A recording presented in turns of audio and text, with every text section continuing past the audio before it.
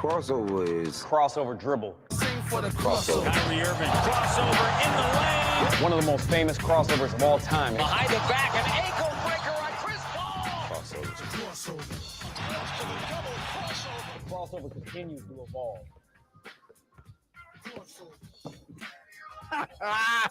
Crossover is powered by Everlow Concrete Repair and Omaha at everlowconcrete.com. Hey, the Jon looks like she's Schriner from, is in today.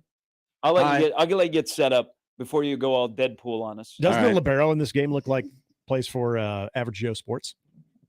She's got the yellow. Yeah. See right there. There you go. Oh yeah, Average Joe Sports. she got lost. Sweet. Had the wrong uniform. She's that. Hey, she's the one at the softball complex. Yeah, she's the going, +1. Yep. Hey, you guys need a libero today? She's just hanging out. So speaking of that, I forgot to tell you, Josh. Oh, we'll get to you in a moment, but you can collect your thoughts. I'm also here. So I like Deadpool. I guess maybe I'm numb to the F word. Hello. Yeah. Has there been an official count on how many times the F word was used in Is Deadpool? it more than Wolf of Wall Street? No. Because that was the record, right? Wolf of Wall Street had it the most. 119 Okay. in Deadpool and Wolverine. Like, I think, because by the way, on Taylor Swift's new album, she uses the F word a lot. She's got a potty mouth. I think it's part of pop culture. The F word? The F word. Poll question: is the F word a part of pop culture? Yeah, it's been totally desensitized. I hear it thrown around a lot with little kids around anymore, and no one really bats an eye. So now, is it the favorite cuss word?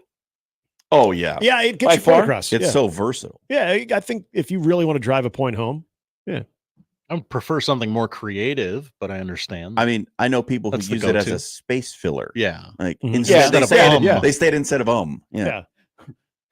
Could you use that in a sentence? Effing, When you get your critique in, they're like, you're using too many. we're going to the Fs. effing. What do you call it? The effing. Yeah, I mean, there's plenty of people I know that. But talk like exactly when like you're that. watching Deadpool, it's not like it just dominates. It kind of like it flows. Which is a little bit odd for a Marvel movie to Yeah. have the F word, but it's like used generously. liberally. So I saw Bob Saget perform once, Mm. and that's when it really stood out. Did you know what was about to happen I when the show didn't. started? No, Okay. and I knew that he was not Danny Tanner, Okay. but that's all I knew him as. So that's when he was letting them fly. I was like, holy smokes. But did you see him at the Funny Bone? yes. Okay. So not everybody had heard about Bob Saget's stand-up. And Yeah. so they expected, A little bit more wholesome. Yeah. Oh, yeah. There were and younger all of a people sudden there. he is raunchy. Yeah. Yeah. And I'm like, I'm here for this. Yes. He was talking about a lot of sexual acts while using the F word. Oh, yeah. Not the typical ones. Yes. either. No. This wasn't your. Deep cuts. Yeah. This wasn't Did you your, ever your watch normal that? Sunday night. Well, what was lovemaking. the documentary, The Aristocrats. Yeah. He's on that. But what was the TV show that he was on post Full House and he was raunchy? It wasn't Curb, was it? No. Oh. But He it was was, on Entourage. He was on Entourage. yeah. That's right. And Yeah. he And went, was, yeah. yeah. And He's so the that's exact when opposite. people were first like, whoa, Yeah. what is going on here? Yep. He was, yeah. Really trying to shed that image. But his stand-up, he was really good. It was funny, but Yeah. it took me a while to adjust to that. I have to admit. And I remember wanting to counter like what you would have it as an umpire of the balls and strikes. I wanted to counter on the F bombs because they were just flowing. They were flowing. He broke the F meter. He did. So were people like, nobody is like outraged at the F-bombs in Deadpool, are they? I wouldn't think so. It's an R-rated movie. I mean, Know what you're gonna get. I guess now that it is in the Marvel family, it is in the Disney family, and people are, well, my kid wants to see it because it's a Marvel movie. Well, that's when you, the parent, need to step in and say no. But he really wants to see it. Who am I to tell him no? Yeah. It's on Disney Plus. So are the Saw movies. All the Saw movies are on Disney Plus right now. That's not a joke. They're really on Disney it's true. Plus. Yep. I saw on the main menu, and we weren't on the kids' screen, that it had a very odd variety of movies that were available on Disney. It's like, Yeah. wow. Okay, then. Welcome back. Hey, John. Thank you. Safely good to back be from home. LA. Yeah. You escaped from LA. Are you back in our time zone? Yeah. I Good. don't think I ever left our time zone. That's Okay. the thing. Okay. So we got back from the fight on Saturday night. We got back to the hotel around midnight, Mhm. and our flight was 6 a.m. Sunday morning. Oh. So I got to the hotel room, I got settled, set my alarm for 2:45 a.m., and that was a very sad moment when I was like, "Oh, 2 hours of sleep. This Yeah. isn't going to be When fun." it tells you when your phone's going off, your Yeah. phone will be going off. And You're like, oh, I'm back doing Omaha women's basketball, catching Yeah. the first flight out. Yeah, absolutely, man. It was fun. It was a good time. It's glad to be out there. Never been to a pro fight before, so it was cool. Did you guys, because I kind of judging off your pictures. One, look, speaking of pictures, probably not listening. I know who you're going to ask about. How many We are on in the hallway, by the way. how many today. pairs of pants does Dan own? All of them. He doesn't They're own all the anything same? but pants. They're all the same. But they are, Yeah. yeah, they're. Okay, just checking. Where does he get those? You You need to know, ask that. You guys should don't go know. find him today. Those 'cause are like he's- those are OG Dockers. He's wearing like a schmedium shirt. yeah, But with dude the looks sa- jacked today. but with the same pants. yeah. They're kind of like Jason Day's pants in the first round of the Masters. We're like, what are you wearing, dude? Dan's got his own aesthetic, man. Mhm. He's got his thing going How on. was he as a traveler? He's great. Yeah? We were Really? roomies on the road, so Okay. Oh, Jimmy got his own room? he did. Yeah. Interesting. Oh, That's interesting. Yeah. I figured you guys all had your own when you're room. the I thought- boss, you know. I think you guys are going to do a threesome. No. I thought it's either all three of you in one room or you all got your own individual quarters. Yeah, I would have guessed we all can- three in the same room, Yeah, Dan on the We floor. can talk about Was that. it a connecting Yeah. room? It was not. We were on the same floor, but no, there were some issues. We Okay. did run into some things. Okay. Well, did you meet the Sheik? Oh, you mean Turkey? You mean Turkey? I think everybody met Sheik from Turkey. Cannonball Run. If you watch the fight, you pretty much met him. He was kind of everywhere. There was a feature in all of the non-fight activities. Oh, we saw because they gave away a car. Yeah, that was weird. It became, I thought Jackie Moon was That going to show was up and start just like- dealing stuff. We were sitting there in the stadium like, what is happening right now? This is like amateur night. Like, what are we doing? Quick bone to pick with all of you people who are rich and bought the fight. Y'all had a bunch of tweets when they weren't giving you what you wanted, but boy, once that fight started, y'all were really radio silent. And those of us poors who were trying to find out what was happening in the fight. So I'm going to give you a little tip, and everybody else out there, TikTok for these kind of events are your friend. Uh-huh. Hmm. And if you are going to be in the TikTok world and share your screen, you just have to shut off your likes because TikTok monitors the likes, Mhm. and when they get to a What's certain really amount of what's a time, really popular video Yeah, right now? they will check it, and then they will shut it down. Yeah. And so you have to restart it.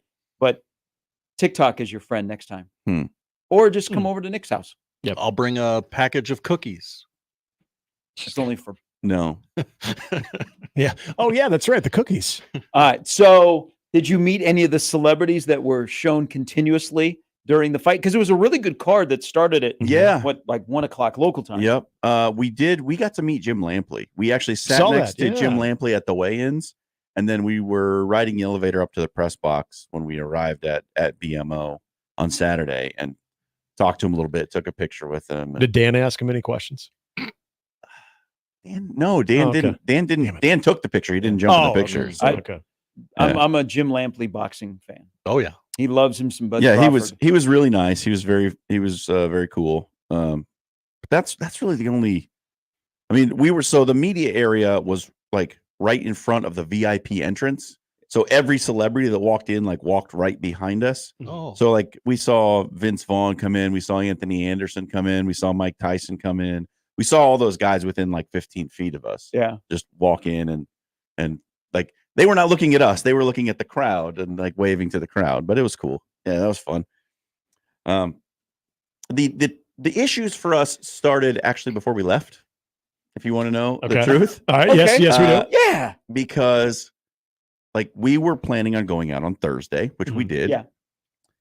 They booked our initial flights for Wednesday. Oh, So that's where it started, which is why we didn't stay in the official media hotel, which was the USC hotel right there by the Coliseum. Wow, and Sportsmanlike Conduct has their own hotel, huh? They do. It's weird. It's only open from 2 to 6, though. That's the problem. Mm. So, yeah, thank you, Gary. The hotel? For a second, I was like, oh, wait. Yeah, now I get it. So we actually had to stay in downtown LA at the DoubleTree because when we didn't show up on Wednesday, They got rid our of rooms were reassigned. So they didn't have room for us at that hotel, which is why Dan and I ended up having to share a room. So you guys would have had your own room. Yes. Okay, Mhm. good. And when then, did you when did you realize that the tickets were for Wednesday, not when you arrived at the airport, right? I believe Jimmy caught on to that Wednesday afternoon. Okay. Yeah. We just happened to be a day early. We tried to go to the press conference, which was at the Chinese Theater in Hollywood. Great venue. When we arrived, they said the fire marshal would not allow them to put any more people inside. Oh. Which makes me wonder, why do you not have enough space for all the media credentials that you handed out? Yeah. How can you have an event where you're assembling the media and you don't have enough room for all the credentialed people you've admitted? Got to paper the room. That was a big question for me. Yeah. This also happened at the weigh-in. When we showed up to the weigh-in, they were not letting any more people in. You guys got in, though, I thought, right? To the We weigh-in? did event, Okay. so we had to stand out and wait until some people left, and then we could go in. Yeah. What is this, Seriously. COVID? Stand in line at Home Depot? The Nightclub. fire marshal was literally standing at the entrance going, no more. Oh, he's Okay, 2 out, 2 Wow. in. he's heard the Heidelberg story. Wow. So we finally got into the weigh-in right before Okay. Crawford and Madrimov took the stage. Perfect. Like, just before then. Because like the earlier, the undercard fights, their families would be in there, and then once their guy was up, they would leave. Yeah. So they started letting more people in. But it was just like they were letting random people who weren't part of the media in before the media. Yeah. Like Bud's family and his team were being held up at the entrance. They were not letting them in. I would think And they'd it get was like- priority. So there were some things that were just like, ugh, what is happening? And then on Saturday, we were supposed to do our show at noon Pacific time, 2 o'clock here. Jimmy had set it up with the promotion and everything, and they said, yeah, you can do it from BMO. We'll clear out a suite for you. You can do your show in there. Ooh. It'll be fine. They may have had the suite cleared out. That may have been true. Media was not allowed in the building until 1 o'clock. Oh. Oh, So no. we got there.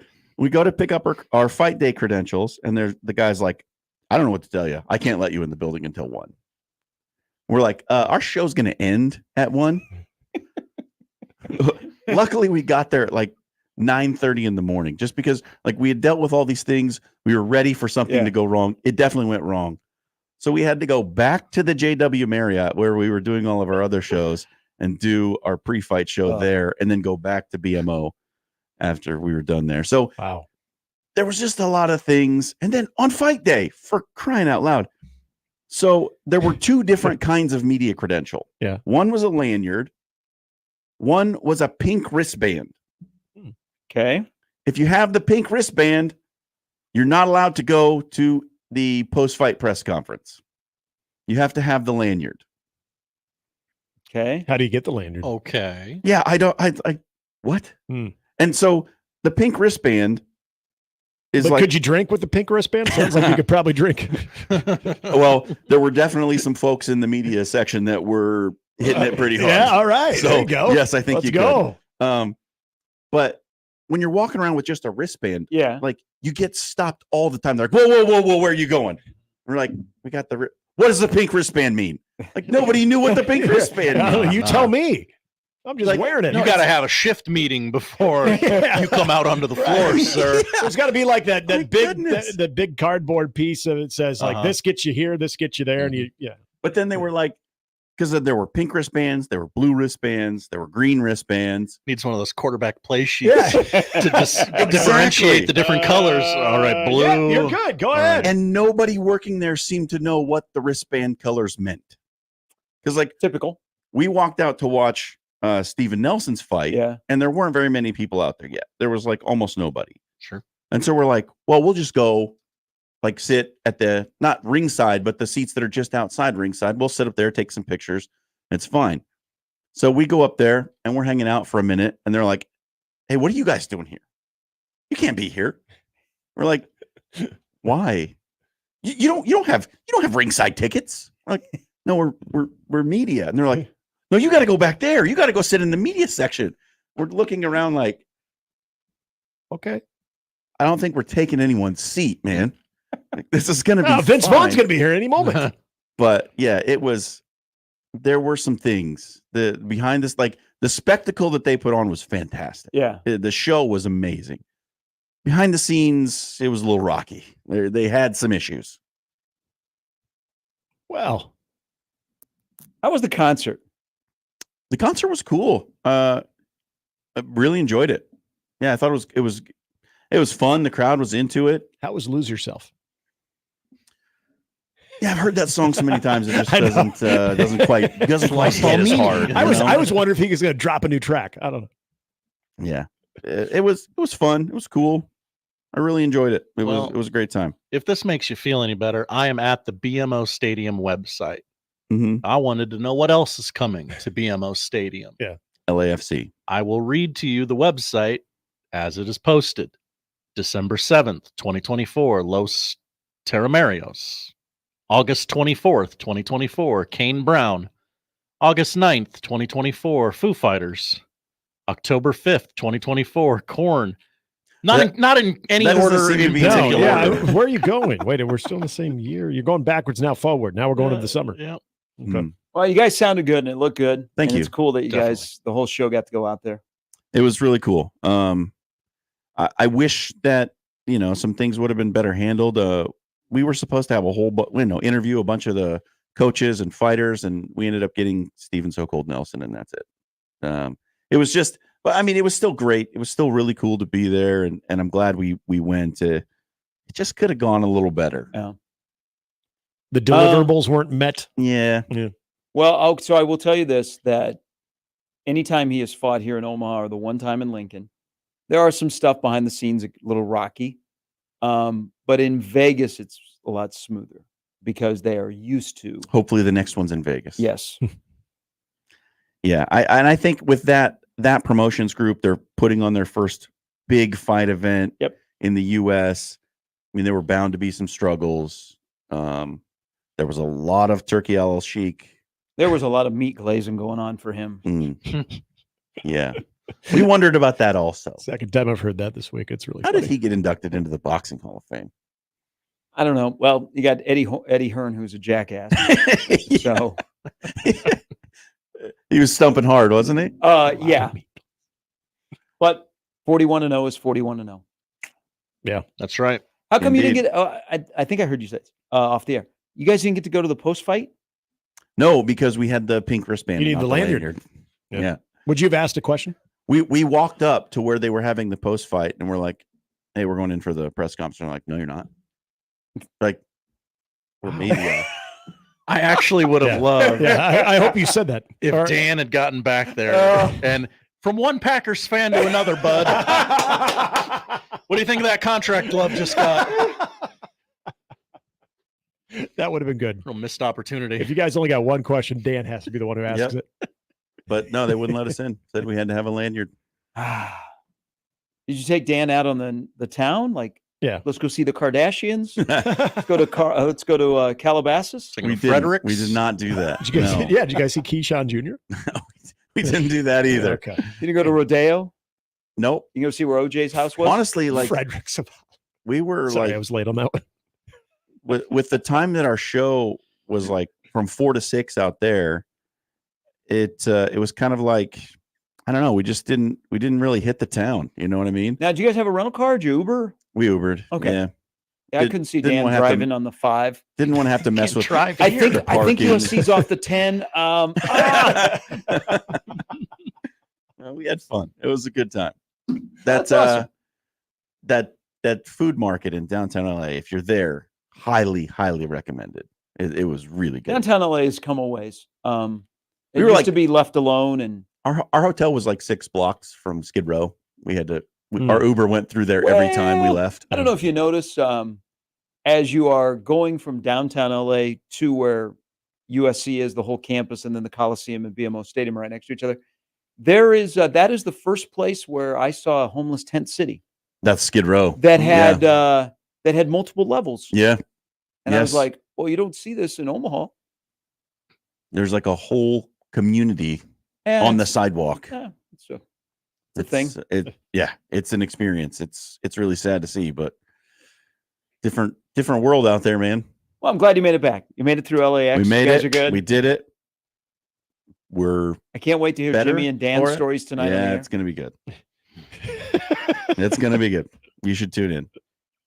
Were Dan's eyes like No, you have a misconception about the I person listened to that Dan. I've worked with Dan. Yeah, but I don't think you know the real Dan. You got to know the real Dan because you guys were roommates.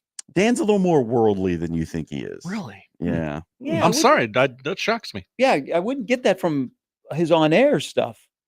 So he gets away from Omaha like most single men do, and they just go crazy. Nope. Did Dan have a cocktail?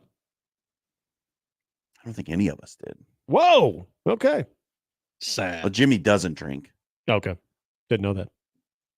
No, we didn't. Okay. We didn't partake. I'm not saying that it's the only way you can have a good time, but It was like work, sleep, work. That's all kind of all we did. just a business trip. That was Kind a of motto here business at trip. NRG.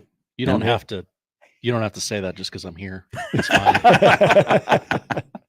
Well, there was one night. Now you said drinking. There were other things involved. We didn't drink. I could have sworn that guy was Sylvester Stallone. He said he was Victor. Hey, you want to invite me? You want to invite me? No, it was fun. It was good. It was really fun. Glad we went. Would you go back out there to the same area in the middle of November for football? Sure, why not? All right. Never been.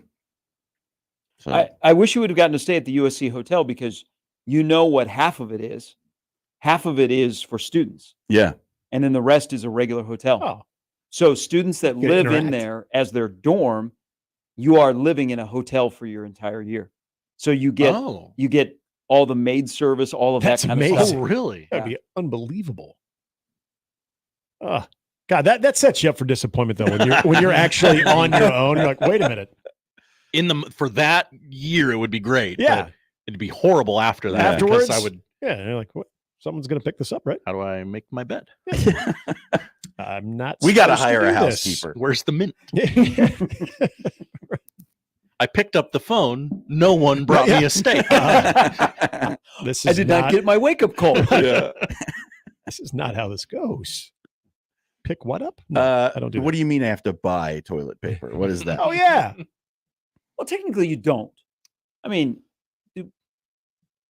people that age probably have already on to, just steal it. Mm. Okay. That was like the thing. My Mm. one semester in the dorms is there was a closet they left unlocked. I thought it was like, take what you need. It's like at an office where if you need pens or a notepad, we've got the closet. Go to the for it. stationery closet. Yeah, you go to the stationery closet, take that. Hey, if you need toilet paper. Only time, I don't think Josh was working here yet. The only time they locked some things around here was during COVID because paper products were at a minimum. Yeah. And we had somebody in the building that drove a ways to go get a lot of paper products and they locked them up. This is it's a valuable commodity.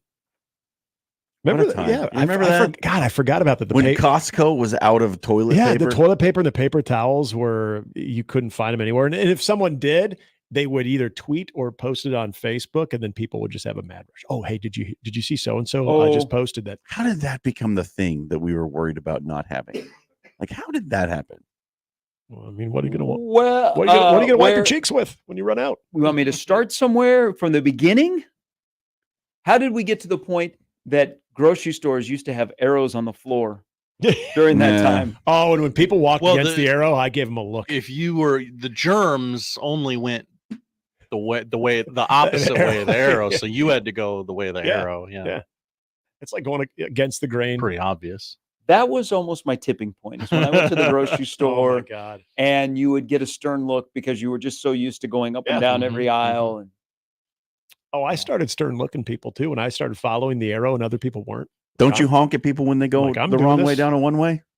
In a parking lot?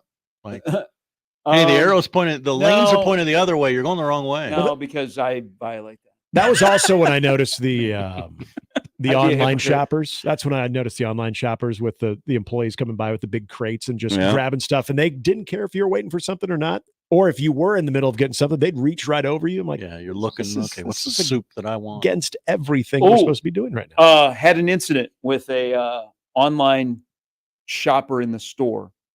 Ooh, I like incidents. Because it was the last box. Oh no. Oh, what'd you do? It was an awkward Kraft like look at macaroni each and other. cheese, Gary? It was not. Oh. So we were both standing there, and they were looking at their little handheld computer, Mhm. and I went to grab it, and they were like almost grabbing it at the same time. And so she looked at me, and I was like, I didn't know what to do. So I mean, I had it in my hand, so it's possession. And you're the customer 9/10 of the law. in person Sure. there. You Well- should get priority. Yes, That's how that's that's how I that's my rationalize thing it. at restaurants is you pay so much attention to the Grubhub people that come Mhm. in, Hmm. and you forget about the customer that got out of their car to come into Yeah. your establishment. That drove all the way in to get their food. I should be a priority. I'm in person. That happens a lot at a couple of popular places in this town.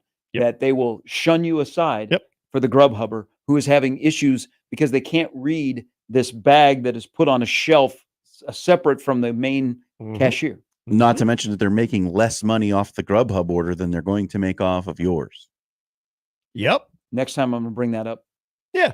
Usually I'm patient. I wonder how many people But- actually know that at the restaurant too. The Mhm. Grubhub's getting their cut Yeah. of the delivery order. Grubhub's not getting the cut of yours if you're sitting in the restaurant. So that's your trump card, People Gary. need to be All informed. right. I will use that next time when I get It's your real ace agitated. of spades. Keep it up your sleeve. All right, have a good show. Thanks. You guys got a good lineup today. We got to talk to Parker Gabriel like right now. Well, that's not even your best person you're talking to today. Yikes. Cam Shots fired. Taylor-Britt. CTB. CTB going to be on the show today. All right, have a good show. Welcome back. All right, that's the crossover. We'll start the Connor Happer show next.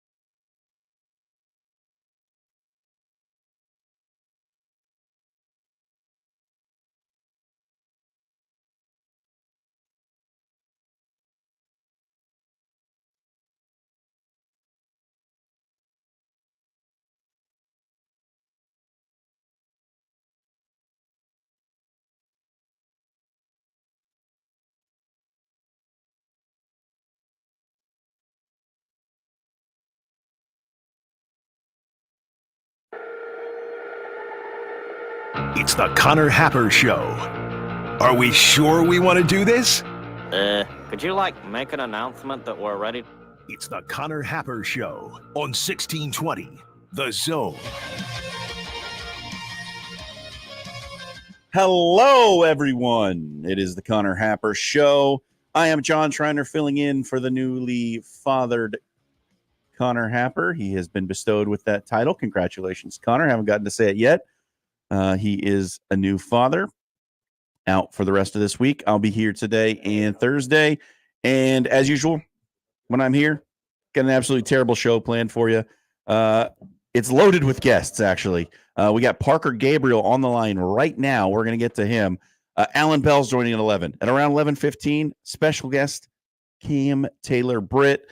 We're going to do an odd news at 11:45. We have Jacob Bigelow of Huskers Illustrated coming in at 12:30. And then at 1 o'clock, we'll continue the summer school with the Oregon Ducks. Erik Skopil of Ducks Territory will be joining us. But right now, we got to get to Parker Gabriel. We're doing the thing. I wanted to do this, talk to some reporters at all the favored local NFL teams, get a little camp report, and now Parker Gabriel from the Denver Post, former Omaha resident, joins us. Hey, Parker, how you doing? Hey, good. Are you saying the Broncos are a favorite local team of the fine folks in the greater Kansas City area? Yeah.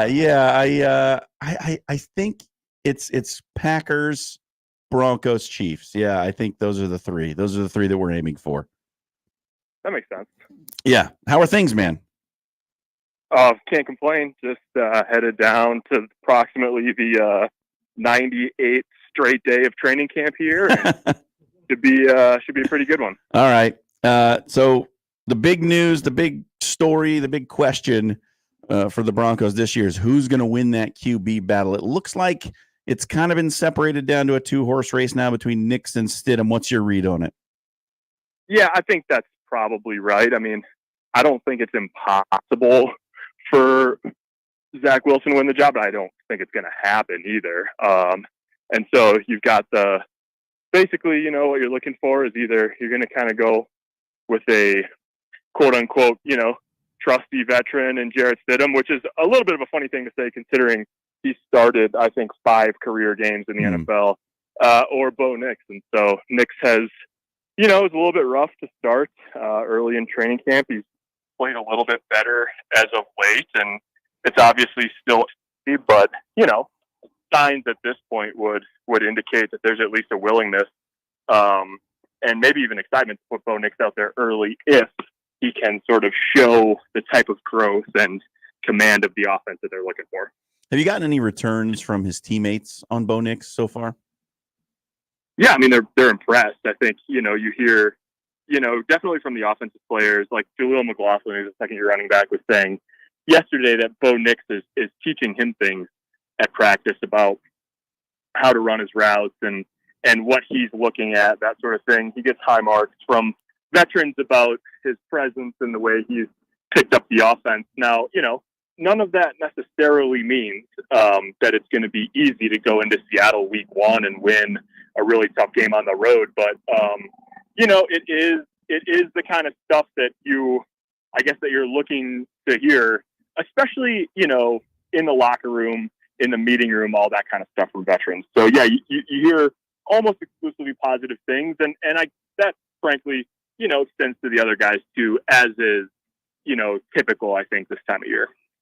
Well, what about this wide receiver group? I know Cortland Sutton's been productive throughout his career. Then you have Josh Reynolds and Marvin Mims. What do you make of kind of the top 3 in the wide receiver room?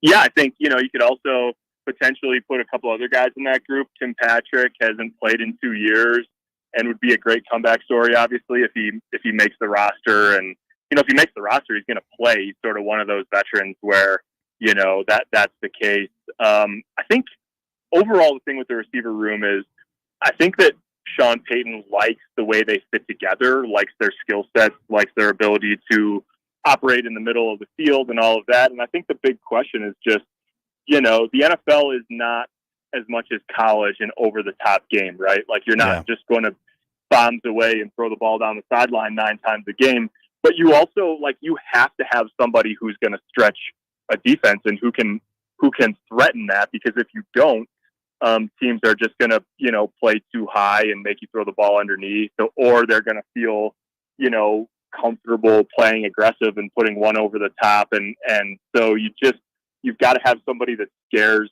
defensive coordinators. And maybe that's Marvin Mims, maybe it's Josh Reynolds, maybe it's Troy Franklin, but I don't think that we have an obvious answer of like who the wide receiver, or frankly, just who the playmaker on offense is. That's going to keep defensive coordinators up late at night trying to figure out, man, how do we make sure this guy doesn't beat us?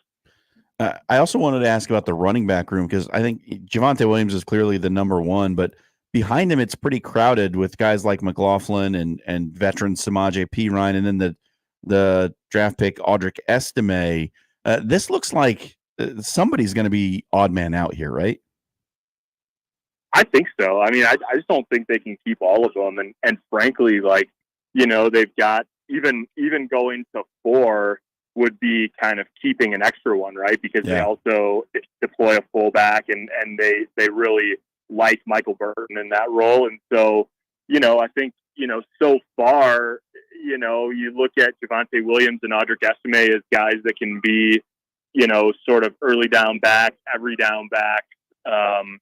And Jaleel McLaughlin is, so I've sort of, categorized him as third down plus, right? Like he's not just a scat back, but you can have packages with him. You can find ways to get the ball in his hands. And maybe if you think he can hold up enough in pass protection, he's sort of that like, third down, 2 minute, at least those are situations where you can use him. And that's the job that last year Samaje Perine had. And so it's just a question of like, can they keep all 4 of those guys? I think conventional wisdom would be if there's an odd man out that Perine's the most likely, but he also led Denver in catches from the running back position and really helped.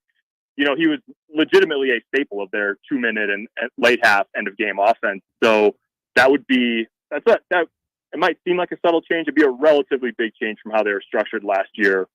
If he was not on the 53-man roster. So it's a really good competition. Obviously health is going to matter the next couple of weeks. And, I guess time will tell how it shakes out, but they really like that group compared to where it was a year ago.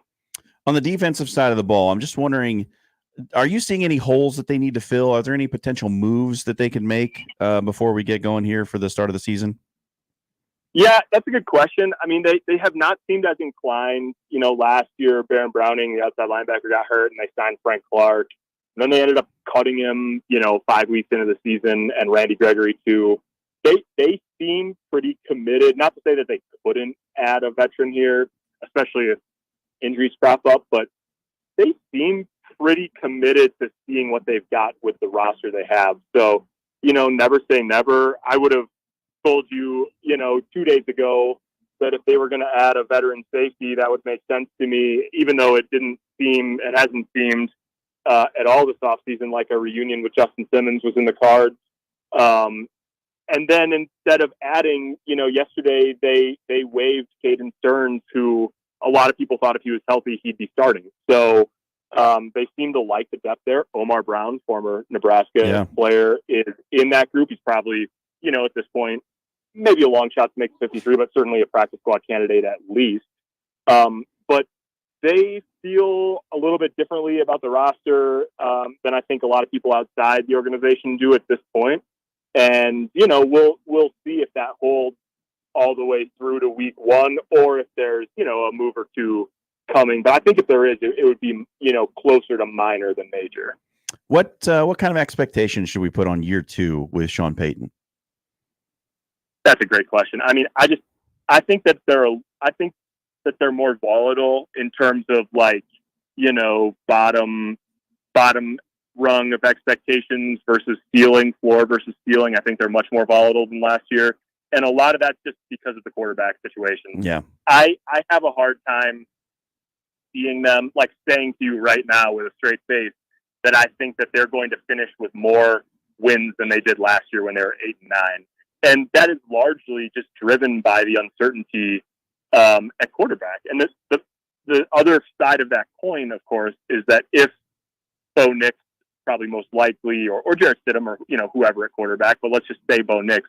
If Bo Nix turns out to be, a high quality player, a upper half quarterback in the NFL. I'm not saying like, top 8 or whatever, but if he's somewhere in that, like, yeah, he's league average or better from the start, I think they've got a chance to, make strides and surprise people. Like, that is certainly on the spectrum of possibilities. But I just don't know how you look at it from right now and say that that's the most likely outcome. So I've had him in that 6 to 7 win range, with the caveat that if the quarterback hits early on, who knows what could happen. Talking to Parker Gabriel, the Denver Post, talking Denver Broncos training camp. Is there any way, and looking at the division, I mean, Kansas City is Kansas City, very obviously, but you've got a lot of turnover with the Raiders. You've got a new head coach with the Chargers. They've lost a lot of pieces in the offseason. Could Denver be the team that benefits from sort of the flux in the West? Yeah, I think that's a possibility, certainly. But the thing about it, and I think it's a possibility, but they went 3-3 against the division last year, and so I think what you would have to bank on that is that that you do at least that well and perhaps better against the division, and then on top of that, I don't know. The Chargers have done a lot of chargering in recent years, and I am of the belief that that's not going to happen all that often, with Jim Harbaugh in charge there now. And so that's really, I think, you got to catch a couple breaks, I would think, to really take advantage in what is shaping up to be a tough division. Yeah, you kind of hinted at it earlier, but do you have sort of a win total finish projection that you're looking at here for Denver this season? I think 6 or 7. Yeah, I think 6 or 7 wins is fair, and again, I think they could go up from there. But that's kind of where I'm at to start, at least. All right, that's Parker Gabriel, the Denver Post. Parker, big thanks for joining us, man. Yeah, you bet. Have a good day. All right, Denver, 6 or 7 wins in year 2 with Sean Payton. You think that's going to be good enough? Depends on what the quarterback looks like, right? Yeah, I think Parker was right on there.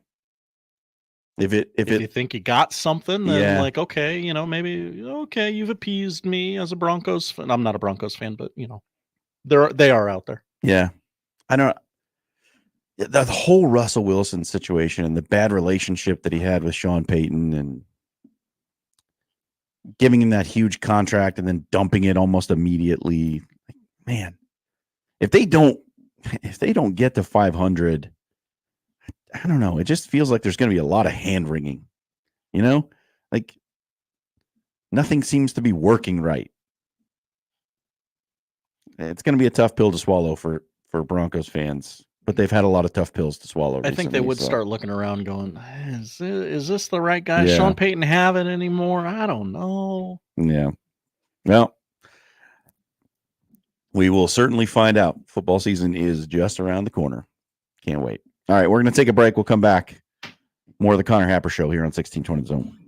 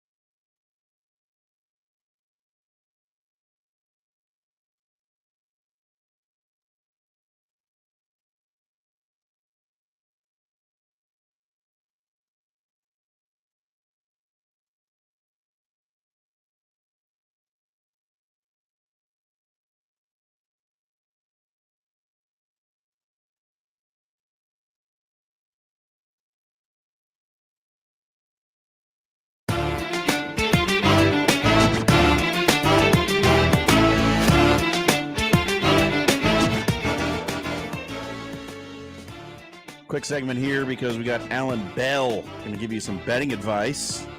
Come out at 11, and then we're going to get Bengals defensive back, former Nebraska Cornhusker Cam Taylor-Britt. That's going to be fun. Why am I here every time we get the cool guests? Hey? They just, hey, I heard the Schriner guy is going to be there. We love the Shriners. That's right. We got Nicky Lopez when I was on in the spring. That's right. And we were talking Chicago White Sox. It's probably the last pleasant thing Nicky Lopez did. Yeah. Let's commiserate a bit, shall we? Okay. The White Sox lost their 21st straight game. Yes. How you doing with that? I mean, I canceled baseball a long time ago, like the second week of the season. But I mean, it's still there. It's happening right before your eyes. Yeah, and now they're like in record-setting territory for being bad. So they have been kind of all season. They've kind of been there, but they lost 5-1 to Oakland on Monday for their 21st straight loss, which is the most since 1988 when the Orioles lost 21 in a row. Approaching all-time levels of futility. The 1889 Louisville Colonels. You remember the Louisville Colonels? Oh, how could you forget? Yeah.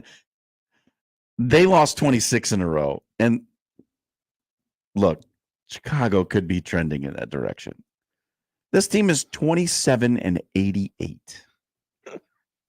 The American League All-Stars have won a game more recently than the Chicago White Sox. So July 10th, Chicago was 27-67, which is not good. No. But they've lost 21 straight since then. 38-124 is their projected finish. Most since the Cleveland Spiders. Do you remember the Cleveland Spiders? Only because people wanted them to change the name to Spiders. 1899, the Cleveland Spiders went 20-134. So they're going to win more. They've already won more than the 1899 Spiders. Hang the pennant. White Sox greater than Spiders. But I'm reading this article about the 21st straight loss, and I'm just like, here's a quote from the Chicago manager, Pedro Grifol. Who's Pedro Grifol? Former player, if I remember correctly. Outfielder, Corey Julks. Who's Corey Julks? Now that I don't know. It's like Pedro Grifol went to the College World Series in 1991 with Florida State. Good for him.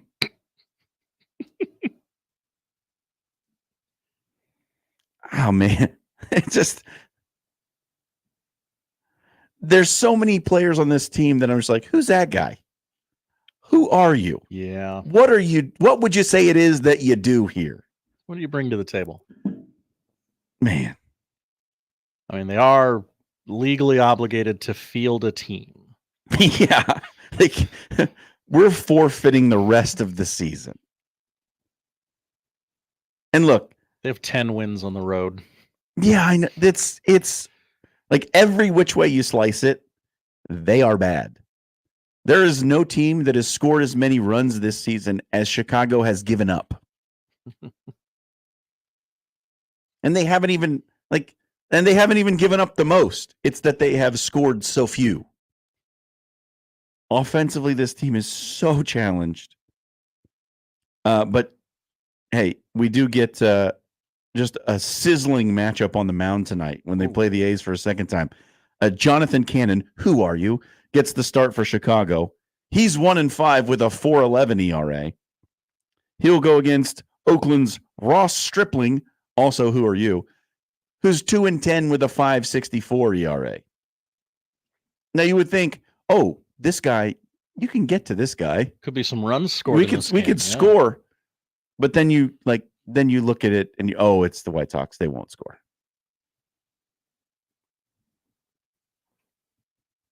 I fully expect this team to lose another 5 games and tie the all-time record. I mean, as a White Sox fan, do you want them to set records for futility, Mm. or do you want them to just narrowly avoid that? I mean, I think if you're here anyway, you might as We well might as go. well do it. You might as well go half a step lower Yep. and get some all-time records out of it. People often say, like, well, there's nowhere to go but up. No, you can bounce along the bottom for a long time. You can just drag your behind on the rocks. Nowhere to go but up. But I mean, we could stay here for a long time. Yeah. And that's what's going to happen. Man, it has just been a terrible time in my sports fandom for the last 10 years. Baseball's already a long season, and you can ignore it. I'm sure it's very easy for you to ignore. Super easy. Yeah. Super not hard. But boy, I'll bet it feels even longer this year. Well, it's not only this, right? Like, obviously I like Nebraska football. They've been bad. I'm a Washington Commanders fan. They have been bad. I'm a Bulls fan. They have I wouldn't say they've been bad, but they've not been good enough to do anything. They've been fine. They make the postseason. They exit early. Whatever. The Washington Capitals are the only team that I can count on to give me any sort of postseason joy. They might win a postseason series. Mm-hmm. They might win two. But now that Ovechkin's getting older, I don't know what's going to happen to that franchise either. So, I mean, I don't know, light a candle for your boy, I guess. My teams are awful. All right. We got to get to Allan Bell. We're going to talk some college football and NFL futures. And what's the deal with CJ Stroud being bet up as the MVP? We're going to get the thoughts of one Allan Bell of Driving the Line coming up on the Connor Happer Show.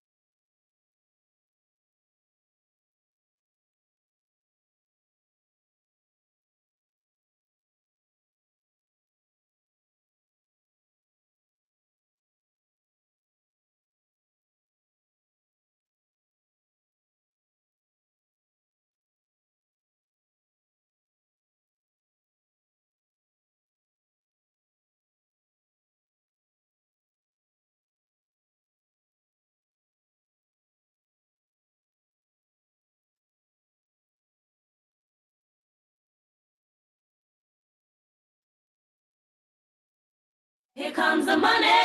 Here we go. Money talk. Here comes the money. Allan Bell, the AB3 on the Connor Happer Show on 1620 The Zone. Jon Schriner back with you. Time now to talk to our favorite betting guru, the Nashville native. It's Allan Bell of Driving the Line. Allan, how you doing? Doing good, brother. You doing okay? I'm doing good, man. We're watching a little USA women's soccer, trying to get themselves into the gold medal match. Just kicked off here in the studio, so checking that out a bit. Talking to you. Nice, man. That's a good way to start the day, man. I'll tell you this.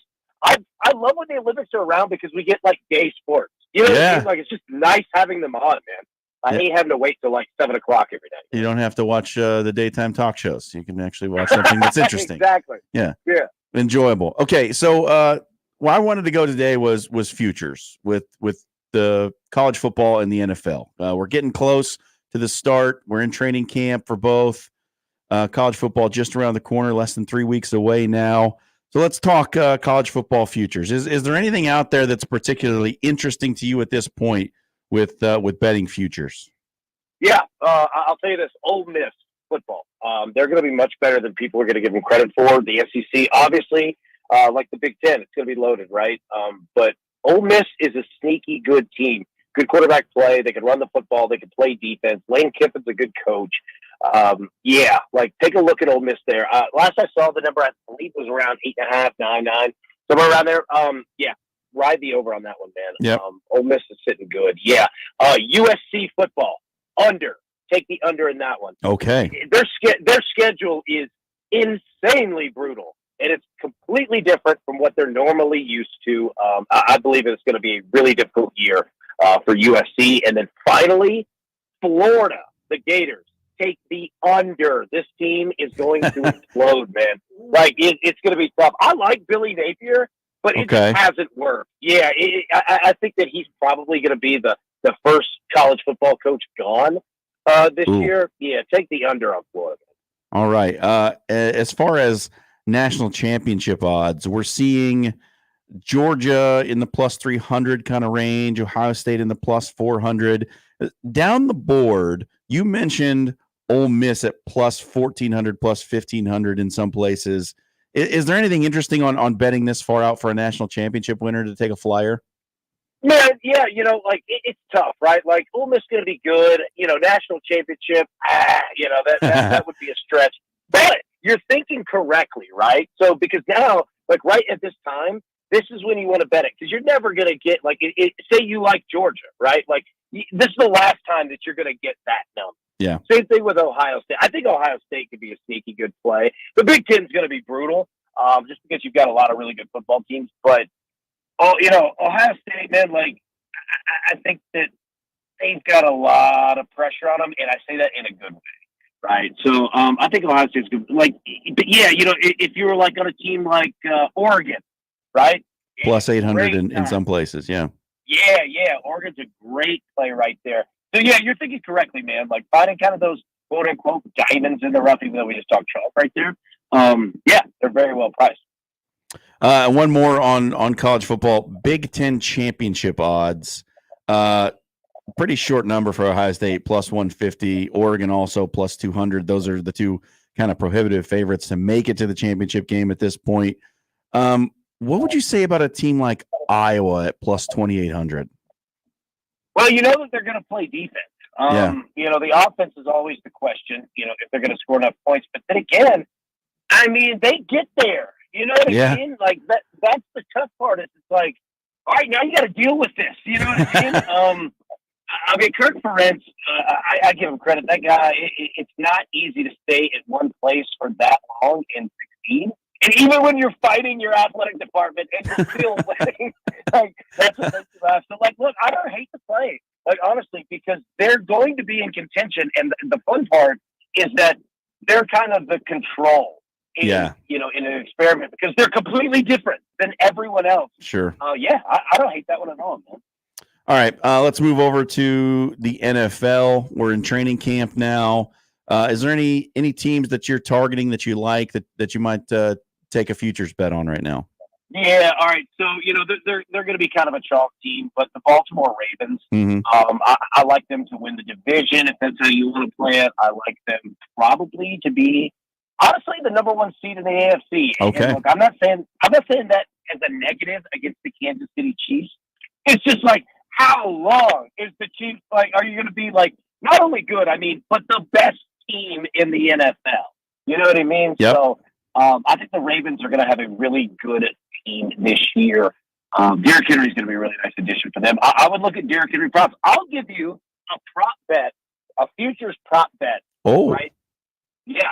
The ball. Okay. So Derrick Henry, my guy. All right. okay. He's thrown a touchdown pass in 3 straight seasons. All He right. will do it again. Yeah. And the bet is all. Yeah. You'll be able to find it on like DraftKings, Yeah. BetMGM. It's usually about plus 600, somewhere around there. Okay. Take it. He's done it 3 years in a row. The Ravens will definitely scheme that thing up. With all the talent they have down there. And then you start to look at like win totals. Okay, the New York Giants. I kind of I like Daniel Jones. I'm not anti all over him. Okay. But the under 6.5 wins, I think it's going to be a really tough year because Saquon Barkley was 85% of that offense. He's gone. And then you look at the Philadelphia Eagles. Their win total is at 10.5. I like the over on that one. I think. They won 11 games last year and quit on their coach. Right? I think that they're gonna have. Yeah. I think that they're gonna be pretty darn good this year. We're going to talk about CJ Stroud in a moment, but Houston Texans are coming in at about 9.5 in most places. Do you have a read on one of the hottest teams in the NFL? Yeah, I love it. And I'll say, a lot of times it feels like a sharp move, to kind of fade it, right? But look at the division, okay? Like I live in this division, the AFC South. The Titans aren't going to do anything. The Jaguars, I think they'll be better than they were last year, but there's a ceiling there. And then you look at the Indianapolis Colts. I'm not too terribly high on them either because Jacoby Brissett's going to be really good if he can stay healthy, but that's a big if. The Texans, so they've got a natural advantage right there in the division. 9.5. That's a very attractive number. I would definitely deal with it. Talking to Allan Bell, Driving Line. Last one here for you, Allan. A lot of people are talking CJ Stroud for MVP. You can get it at around plus 1,000, plus 850. What do you think of that? So with MVPs, man, the good thing about it is you can look at that list and chop off everyone that's not a quarterback because it's going to be a quarterback no matter what. A couple of years ago, Derrick Henry ran for 2,000 yards, which has only happened 9 times, and he even finished in the top 3 of the MVP, right? So go ahead and chop off all of those players that are not a quarterback. And yeah, I kind of like it. I think that he could have a really good year because not only is the offense going to be better, I think the defense is going to be too. They've got a phenomenal coaching staff. They're all ready to go. Yeah, I don't hate that play at all. But. All right. That's Allan Bell, Driving the Line. We appreciate you, AB. Hey, thank you so much, man. Have a good one. He's one of my favorite follows on Twitter. You can check him out, Allan Bell. All right, we got to take a break. We got to get to Cam Taylor-Britt, former Nebraska Cornhusker, current Cincinnati Bengal, current graduate of the University of Nebraska. We'll talk to him about that and more coming up on the Connor Happer Show.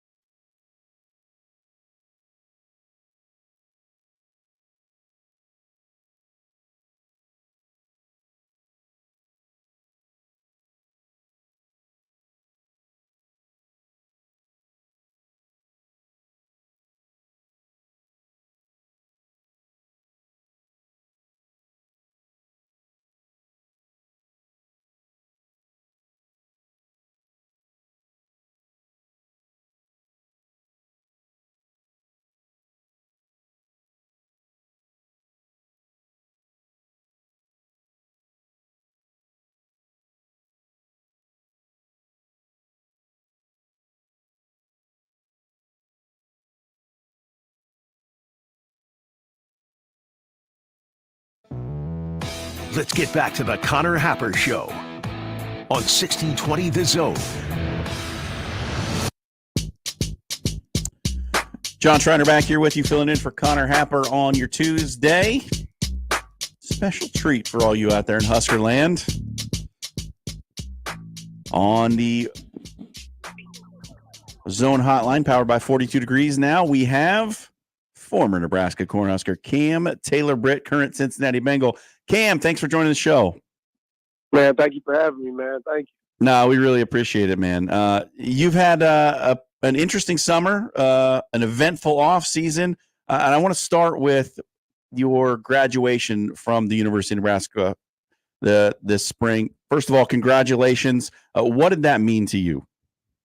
It was everything for me, man. It was kind of, a lot bigger than, making it to the NFL and, my dreams and everything, because that was part of my dream to, graduate. Not knowing where I would graduate from, but, once I attended the University of Nebraska, I had to go back and finish there. To have that Nebraska degree, man, it's everything to me. A lot of people, when they see that, they know that you're going through something, and Nebraska is a great college. What was your degree in? A criminal justice with a minor in child youth and family studies. All right, so what do you want to be when you grow up? Honestly, man, what I want to do, man, I want to take it and build, somewhat like a Boys and Girls Club, YMCA kind of vibe, but, it's something for kids, man.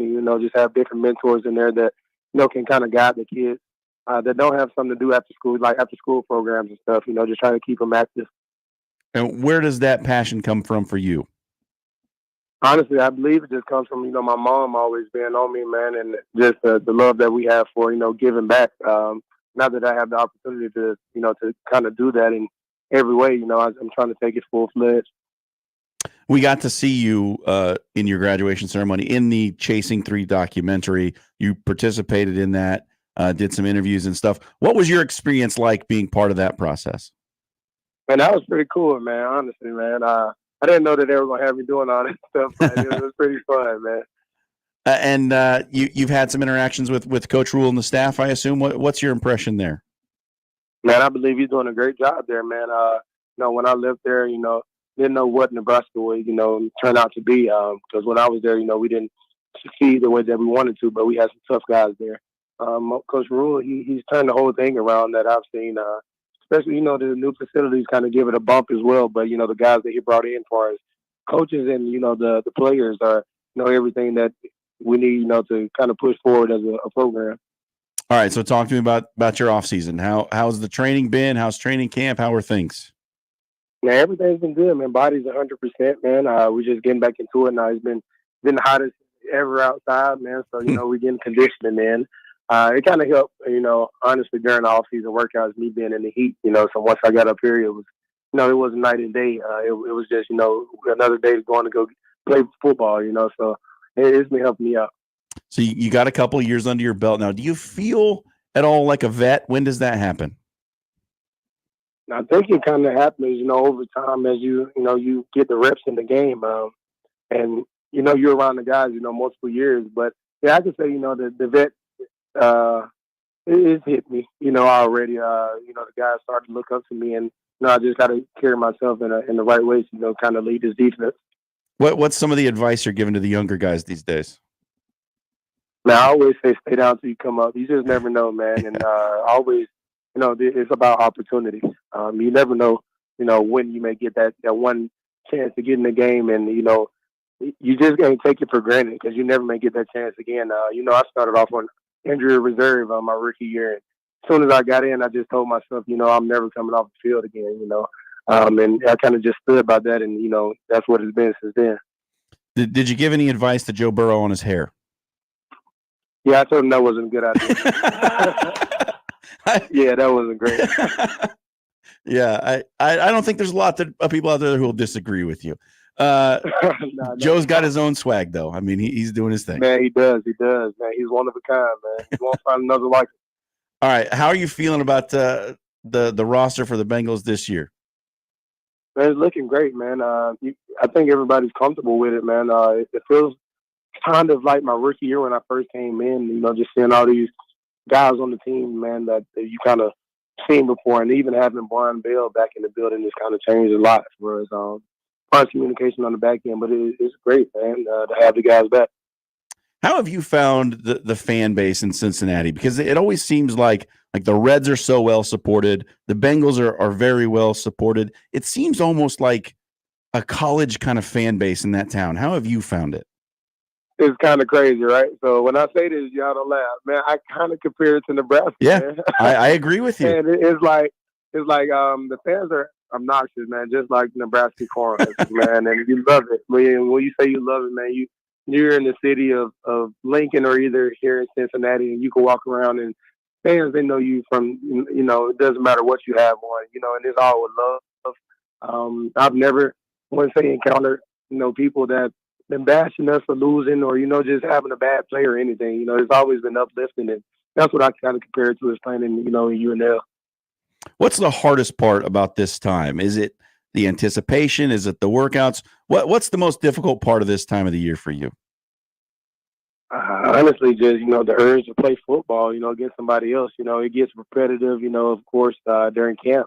And, you're doing the same thing over and over again. So I think it's ready for me to just go against somebody else, to showcase my skills and everything for us to go, win some football games. So you're a former Nebraska player. Your head coach is a former Nebraska player. Have you guys kind of linked up on that? What's a relationship like with your head coach, being Nebraska guys? Yeah, I love him, man. I can say that. I love Coach Taylor, man. Just to have him, as my coach, and like you said, for him to attend, and not even just attend, but play for the University of Nebraska is, is everything to me. And he treats me just like that. We're the only two that brag in the building about Nebraska. Even though they weren't doing it, we're still, going to hype them up and talk about it. So it's been great, man. The whole time I've been there, he took me under his wing, and he showed me the ropes, how the NFL really goes. It's a hard league. It's hard to stay in it, and he just put me down on little game here and there to make sure I'm doing right. We're talking to Cam Taylor-Britt, former Nebraska Cornhusker, current Cincinnati Bengal. Cam, do you have any sort of personal goals set for yourself this season? What do you want to accomplish? And personal goals, man. Honestly, I just want to be the best me, man. I kind of don't. Shoot for the accolades and things like that, but team wins. I've always been a team guy, so not really. Honestly, I feel like I should have went Pro Bowl last year, and I was kind of ticked off about that. I went on injury reserve right when the Pro Bowl voting was, about to end and everything. So that's something to shoot for, most definitely all pro and everything, But yeah, as long as we get these wins and make the Super Bowl, I feel like that's bigger than anything. You mentioned some of the injury troubles that you've had over the past couple of years. I mean, what is that process like? How do you keep yourself from getting discouraged when you've been on injured reserve a couple of times? Honestly, man, you just got to take a day at a time, man, and know that everything's going to be all right, regardless of the injury and everything. I think I just have the drive to want to get back out there so bad, So during treatment, I'm taking it very seriously and doing everything they tell me to do because I've, sophomore and junior year of high school, I had 2 knee surgeries. So I know about sitting on the sideline and, and watching and learning from my teammates' mistakes or even just seeing something new that I can add to my game. So I want to say, yeah, of course you want to be on the field, but most definitely you have to make the best out of every situation. All right. What's the outlook for the Bengals this season? Last one, we'll get you out of here on this. How is Cincinnati going to be this year? And Super Bowl champs, man, relentless, man. We want to play gritty. The defense most definitely is going to bring that physicality back to what we know and what you guys know and seen. We got to get back there. I feel like the offense is very explosive. We brought T back. We have Jasecki now. Offensive line can protect the best quarterback in the NFL. So, it should be money on the floor all year. All right, man. Well, we'll be watching. We appreciate you joining, and best of luck to you and the rest of your teammates this year. Yes, sir. Thank you so much for having me. All right. Thank you. That's Cam Taylor-Britt, Cincinnati Bengals defensive back. Always fun to catch up with the former Huskers. I liked when you asked him what he wanted to be when he grew up. Yeah. Hey, he had a good answer too. He man. did a great answer for it. Yeah, that's really noble goals for him. I liked his answer about Joe Burrow's hair. Told him that wasn't a good idea. Yep. That's great. I told him not to do that, but he did it anyway. All right. Well, Well, we had a big string of guests to start off the show here today. I get to talk now. When we come back, the preseason top 25 coaches polls out. Did you see this? I have seen this. All right. We're going to talk about that. I got some thoughts. Who's too high? Who's too low? And who do I not believe in at all? We'll talk about that next on the Connor Happer Show.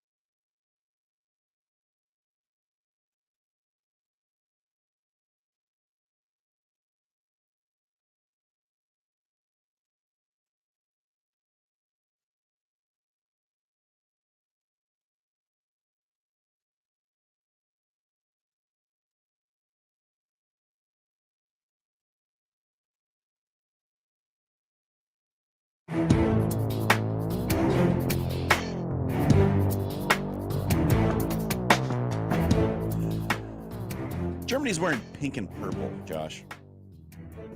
Why is that?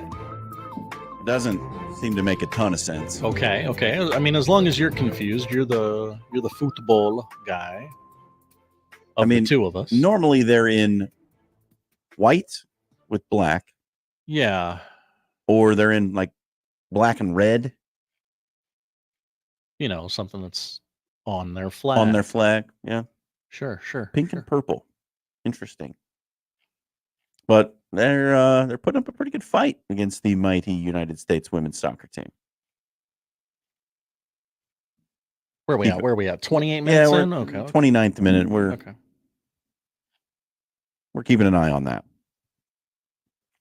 Something I was keeping an eye on was this preseason top 25 that came out, the coaches poll.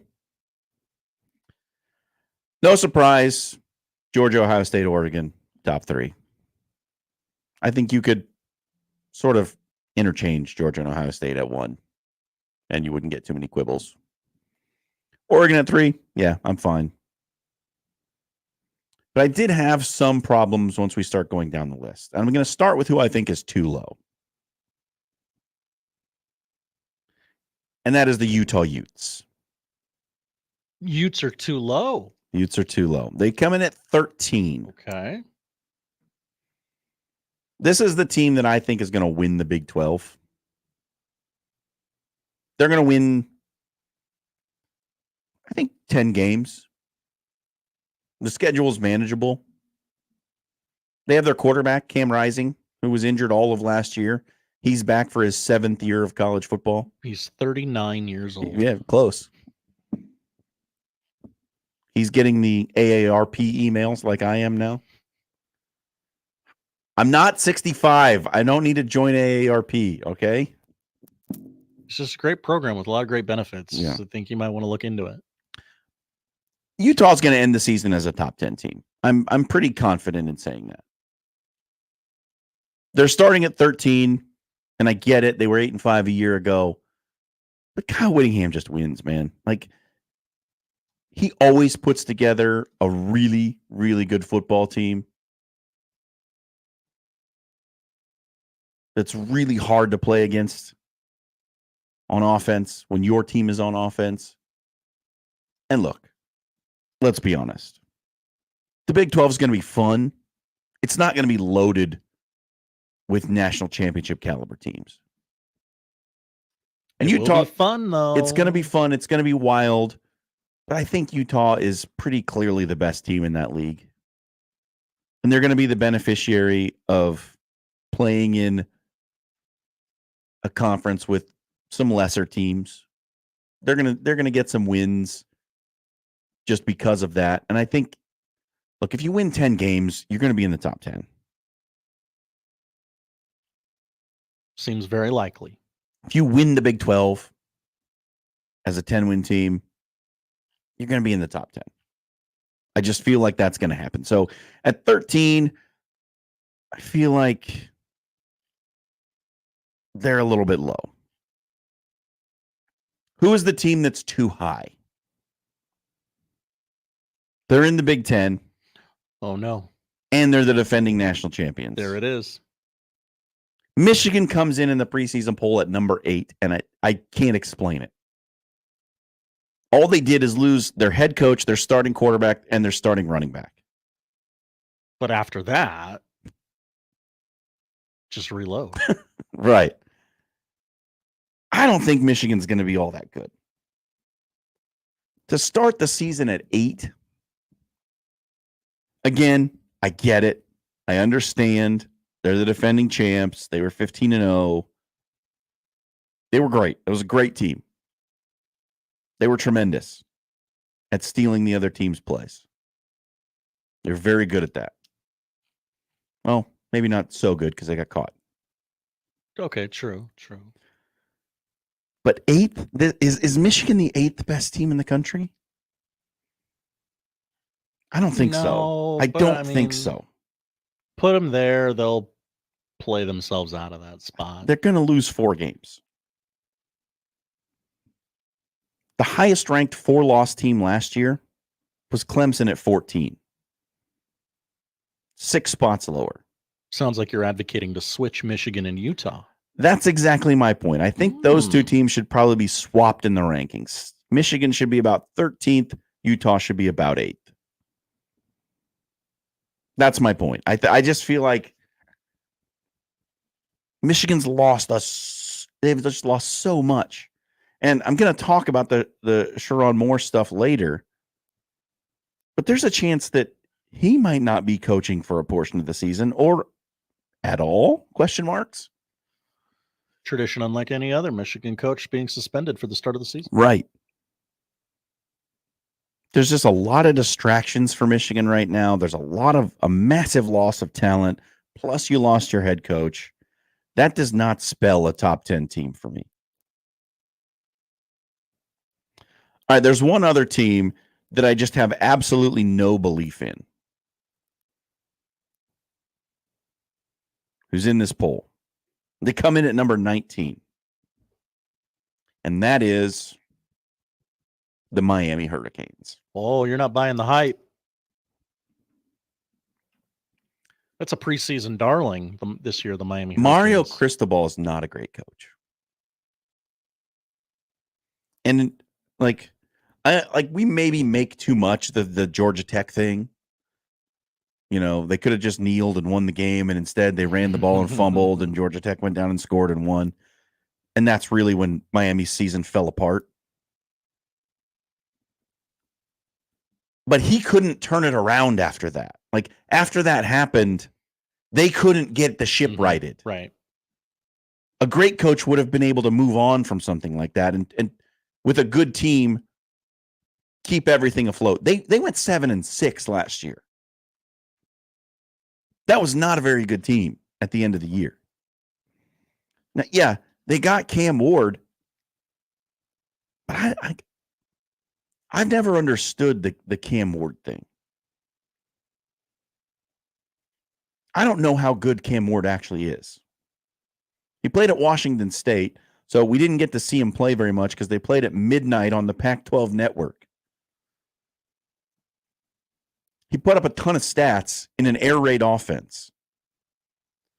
Like, the number of air raid offense quarterbacks who've gone on to success in the NFL is like one, Patrick Mahomes.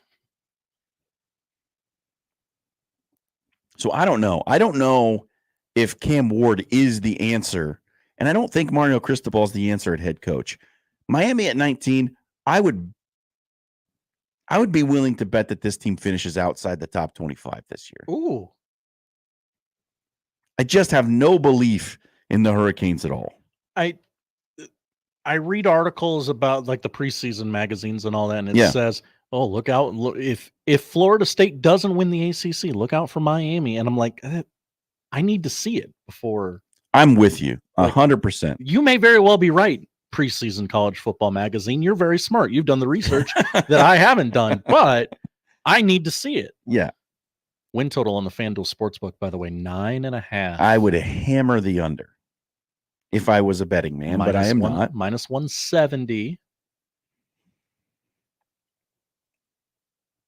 There's a couple of others that I have minor problems with that aren't as big as those are my big three. I think Michigan's too high. I think Utah's too low, and I just don't believe in Miami at all.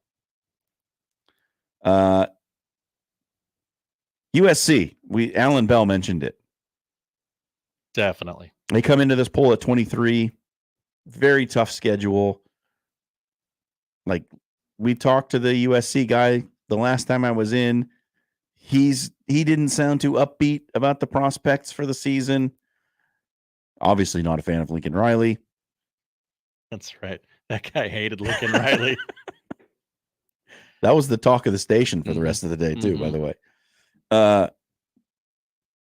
I'm 23. Okay, fine. Will they win 8 games again? Maybe. Like, who knows? I mean, right away, I see 4 losses on the schedule, and I haven't even gone through it. And they lost 5 games with Caleb Williams in the Pac-12 last year. Pac-12 was pretty good last year. There's no doubt about that. But now you're playing a Big Ten schedule. Not sold on USC. The team in the ACC that I think is that team that you say, if it's not Florida State or Clemson, it might be this team. That's North Carolina State. I think NC State could be due to make a little bit of noise. 9-4 a year ago, a lot of returning production. NC State is the team that should be getting the credit that Miami gets, I think. They got an interesting one against Tennessee early They do. on. That's going to tell you, I think, kind of where both of those teams are. They don't even necessarily need to win that game to make a point. It's a pretty easy schedule after that. Yep. They come into the poll at 22, just one tick ahead of USC, the other team we were talking about, and 4 spots below Miami. I think NC State's going to finish better than Miami this season. I really do. For all the reasons I highlighted with Miami, but NC State's got a little something brewing, and I think they could be good. Texas in the top 5. Moving to the SEC. It's a new conference. Teams who switch conferences usually it takes some time to adjust, but I mean Texas was in the college football playoff. People forget. They have one of the Heisman front runners at quarterback. This is going to be a good team. Quinn. Oh, I was talking about the younger Manning. Oh. The 26 Heisman. The not in the video game guy. Yeah, that guy. No, I think the top 5 I'm okay with. Georgia, Ohio State, Oregon, Texas, Alabama. Yeah, fine. I'm good. Notre Dame at 7 is interesting. Is Riley Leonard the guy? The Duke quarterback? He had a moment. He had a Sports Center moment with that big upset win that they pulled off last year. But Notre Dame, no Audric Estime. New quarterback. They always recruit really high. But 7? Notre Dame a college football playoff team for you? I'm looking at their schedule and yeah, they're going to win a lot of games. Yeah, I don't know how good they're going to be. Yeah. But they're going to win a lot of games. Notre Dame is a curious case for me. This looks tailor-made for that classic Notre Dame team where, hey, we made the playoff. We're Notre Dame. We're really good. Not so fast there, buddy. I don't know if you're good. No, we're good. We're Notre Dame. No, I'm telling you you're not. No, we're good. And then you go out and get waxed by 40 Yeah. in the playoff semis or whatever it may be. It looks like a team that might go 11-1 and still lose by 3 scores in the playoff. Yeah. Win total 10.5 on the FanDuel Sportsbook. Yep. I think like they could win 11 pretty easily with that schedule. Plus 142 if you agree with Jon Schriner.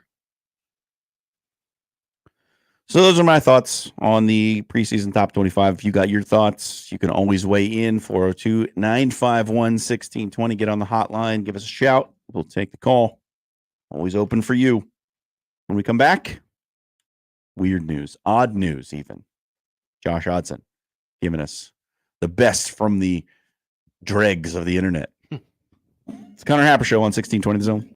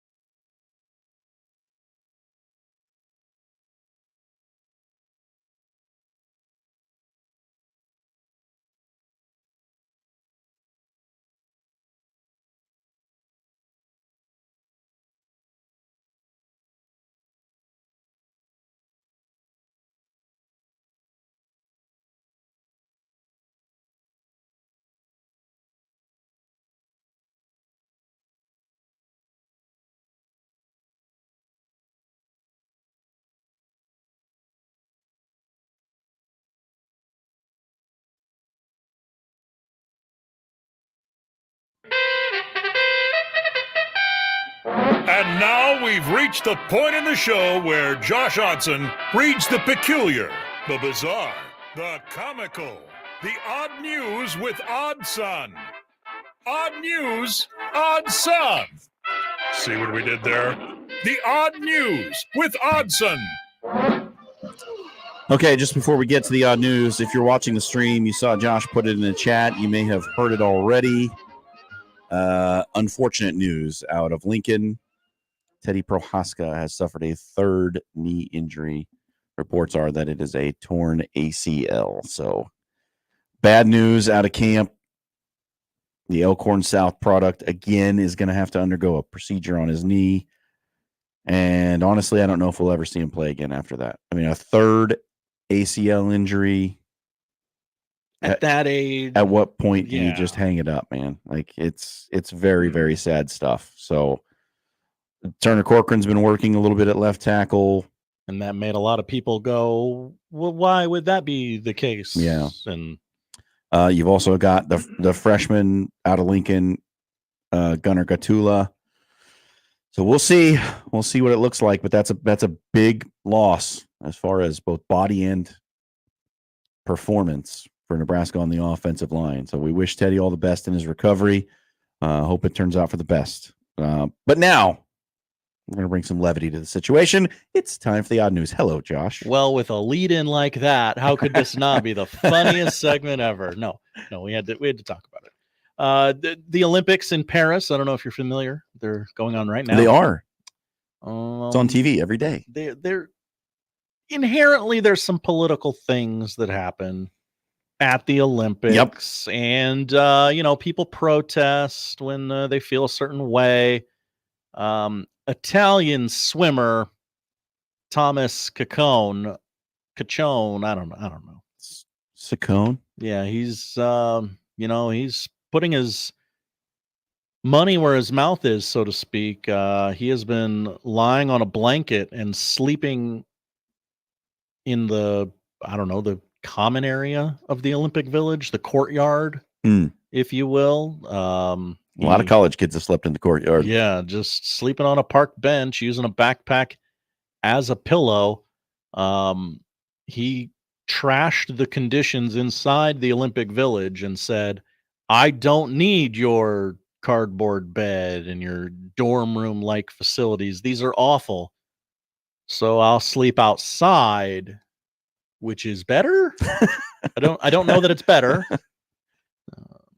It's one way to go, I guess. This isn't just some swimmer on the bottom of the roster trying to make a name for himself. He won a gold medal in the 100-meter backstroke and the bronze in one of the relays. He was very frustrated with the lack of air conditioning, the inadequate food at the village, and so he declined a room. All right. Many took photos of him. A Saudi Arabian rower in particular took a photo of him sleeping in front of a park bench in the village using a backpack as a pillow. As they say, when in Paris. I mean, I feel like you had the bench right there. You could have gotten a little bit of support there. Maybe too much support, I guess. So they probably have the anti-homeless architecture on those things. Oh, yeah, maybe the little handles in the middle or something. We go to St. Petersburg, Florida. Not St. Petersburg, Russia. Right. For story number 2. This would have a very different result in Russia. An argument early Saturday, you hate to see it, between Dr. Isha Prasad, a 34-year-old dentist, and her husband, who is Florida man? Is Florida man. You see, the wife wanted to celebrate. Hey, it's your 34th birthday. Congratulations. Here's Taco Bell and McDonald's for your birthday. She made 2 stops. 2 whole stops. For her husband. All right. During the 12:20 a.m. squabble, I'll let you all figure out what time that is. Prasad allegedly threw a soft shell taco at the birthday boy. The delicacy struck the man on the right side of the face. When a patrolman responded to the St. Petersburg residence, quote, the burrito was still on the victim's face. Now, we have some misidentification there. Was it a taco or a burrito? Yeah. I don't know. Hey, conflicting reports. Yes, conflicting reports. The victim in this, who has been married to Prasad for 5 years, said he was not injured by the Taco Bell menu item. After being read her rights, Prasad reportedly said she threw the burrito at the victim after he threw a bag at her. Oh. Now, you can't be doing that. What was in the bag? Was it the McDonald's bag or was it the Taco Bell bag? See, it sounds like, yes, it was a bag of food and not like a luggage bag or something. So I don't know. I don't have which bag, but yeah, tough times there. You know, no one's happy about getting older at the age of 34. That's when you start wondering, okay, is it all over? No. Do you start? No. Is that when? Do you start wondering if it's all over at 34?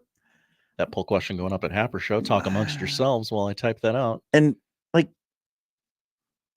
I feel like Austin Powers in this situation. Who throws a taco? Honestly, yes. That's what are you hoping to achieve with the thrown taco? What is your goal? Just want to get my point across. Yeah. Oh, you are upset. Yeah. And did it come unstuck while flying through the air? Is that why it stuck to the man's face? I would assume just remnants were on the man's not the face. whole thing just hanging there. Yeah. I mean, then you're talking like, okay, did you put stickum on the burrito? What? Or are we playing team handball with the burrito? What happened? What's really going on? Now, Josh, you got to end the odd news in Florida. Fear not.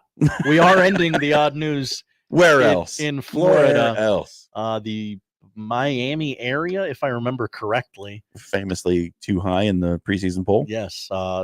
Their arch rival, FIU, has made a earth-shattering announcement today, rocking the sport of college football to its core. International recording artist Pitbull has purchased the naming rights to FIU's football stadium. Fantastic. He will pay $1.2 million per year for the next 5 years. So what's the quick back of the napkin math on that? $6 million? 1.2 for 5 years. Yeah, that'd be 6. Okay. To change the name of FIU Stadium to Pitbull Stadium.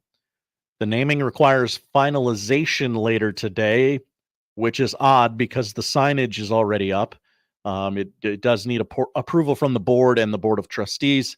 Pitbull is the first known musical artist to have a college stadium bear his name. FIU will open the newly named Pitbull Stadium against Central Michigan on September 7th. The contract details have been released. So again, I hope this is actually official because it feels like we've gotten pretty far into it. Pitbull will be the official entrepreneur of FIU. The official entrepreneur. That will be his title. He will create an FIU anthem for the school to use. Is it this? Let's have a real good time. Let's have a real good time. Mr. Worldwide. Let's have a real good time. Let's have a real good time. Let's have a... That song drives me nuts. Pitbull gets to use the stadium 10 times per year. 10 times. And have the fee waived to like rent the facility. What is he going to... Is he going to just have dinner there? Like, what are we doing? I feel like family reunion, one concert, right? Yeah. What are the other 9? Yeah, we won't play a charity flag football game. Okay, there's one. We're gonna have a picnic at the 50-yard line. There we go. Every home game for FIU will have a Pitbull affiliated performer. You don't say. This has paved the way for many others. Oh, for sure. I don't know who's next. I can't imagine anyone else would get as cheap a rate as it's Pitbull FIU, has got. though. Yeah. Like, oh, Snoop Dogg would like to do this for USC. Okay, well, USC is not gonna the Coliseum presented by Snoop Dogg. Yeah, they're like $6 million isn't going to cover that. No, it's going to be significantly more. What what other artists are associated with like one city. Like Kiss would like to rip Ford off of the Lions Stadium. Eminem would like to rip Okay. Ford off the Lions Stadium. How about that? He's got some scratch. I think he could handle it. Seems to have a lot of time on his hands. Yeah. Is the new Kansas City Chiefs field going to be Taylor Swift Field? Oh. Feels like that's a conflict of interest. Yeah, well. Gosh. Like Matthew McConaughey would like to change the name of Texas Stadium to All Right Stadium. What is another musician who is associated with one particular city? Yeah, I know. Kenny Chesney, Tennessee. Okay. I don't know. I don't know how closely he's affiliated with them, but so you're not getting the naming rights to that for $6 million. You're not. No. Maybe Connor Oberst would like to change one of Omaha's many, many stadiums to the new soccer stadium is going to be Connor Oberst Field. Yeah. I don't think he's into sports though. He doesn't seem like a sports and guy. It doesn't feel like all right, everybody, get up out of your seats and make a bunch of noise for the other, to distract the opposing team. Track from Desaparecidos that's going to make you cry. I feel like there's like a lot of Miami that you could do. Like Rick Ross or Gloria Estefan. Yeah. Maybe I got it.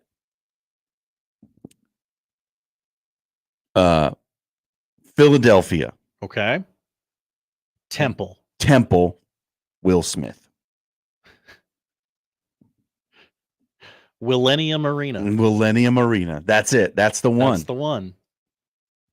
Millennium Arena, brought to you by the Fresh Prince and DJ Jazzy Jeff. I do. Maybe Meek Mill can perform one week. Yeah. Do that. I think we do found exactly that. We've done it. We've got it now. I feel like Temple could.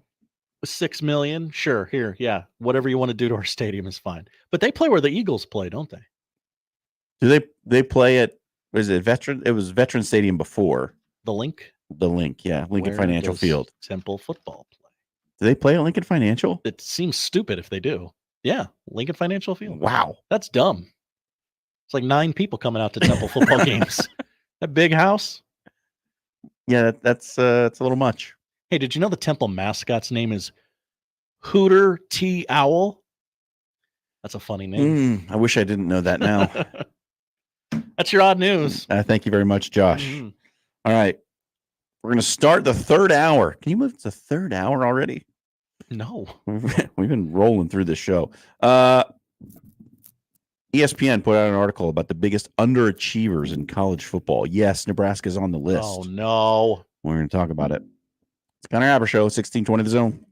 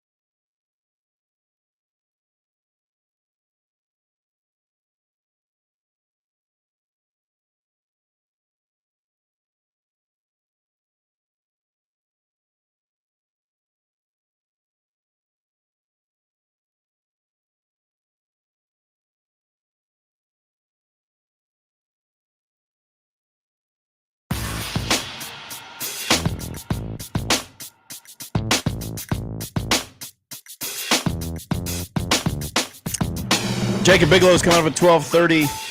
And then at 1 o'clock, we'll get Erik Skopil of Ducks Territory on the 24/7 network as the summer school rolls on. This is the extra credit portion. Is that correct, Josh? Right, because Nebraska doesn't play Oregon, but yeah, we do need to educate ourselves on them because they are our new Big Ten brethren. They're in. Yeah. They're in. And again, the news that Teddy Prohaska has a torn ACL has hit the media outlets. So Nebraska will be looking for an answer at left tackle for the season, as that's certainly going to be season ending for the big fella from Elkhorn. Wishing him all the best. I mentioned before the break an ESPN article about underachievers in college football. And in case you're wondering, yeah, Nebraska's on the list. Why would they not be?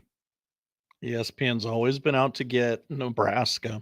Yeah. Everybody knows Everybody this. knows that. They hate us here in the Midwest. They have a coastal bias, is what we hear. They love the SEC, so they're never going to put an SEC team in there. Although they did put Florida as one of the teams that underachieve, so it is at least honest. Nebraska's the headliner in a category that you don't want to be a headliner in. The biggest underachievers per SP Plus. They're the number one team in this tier. So what they've done is they've taken their predictive metric, the SP Plus, and used the expected results in SP Plus versus the actual results. And in the 5-year average, Nebraska was expected to be the 19th best team in the country. They were 60th. So close. In the 5-year average. And the quote here is basically, college football has changed, but not enough to justify Nebraska having had a losing record in 7 straight seasons. Nebraska has not finished in the SP Plus top 50 since 2016 and not in the top 20 since 2014. Again, the model expects Nebraska to have been the 19th best team. So inside the top 20, someplace they have not been in a decade. 7 straight losing seasons. As far as the underachievement metric, they point to Nebraska's record from 1963 to 2001, which was, buckle up, 470 wins to 76 losses and 5 ties.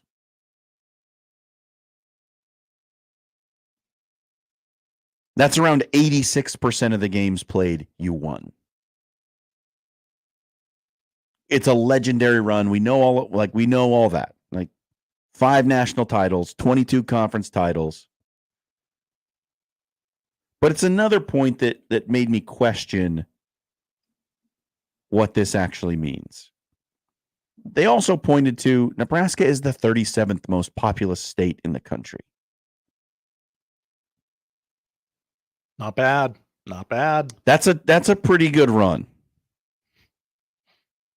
When you're the 37th most populous state, and in a 38-year period, you won 14 more games than any other program in the country. Historically unprecedented. So my question is Nebraska underachieving now, or did they just overachieve for a really long time?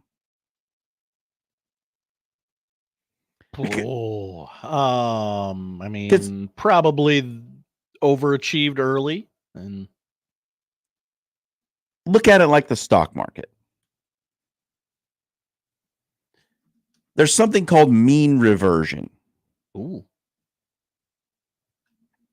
When a stock goes really high, when it shoots up, and it gets to +4 standard deviations, you're looking for mean reversion, meaning it's going to come back to average. It may not sink all the way to its all-time low, but it's going to come back to the middle at some point. I mean, I'm not looking for that when I buy a stock. No, you are not I looking for want it to that. stay and go. When Climb. a stock's at Climb. +4, you should be looking to short it. That's what I'm saying. Okay. And to me, it looks like this era, this past decade of Nebraska football, is a mean reversion. They were so good for so long, there had to be a correction, especially from a program in, again, the 37th most populous state. That kind of success with a population base of about 2 million people, probably not sustainable. So I did a Connor Happer thing and I went and looked at the numbers. He loves numbers. He loves numbers. So we're going to give you your numbers on the Connor Happer show today.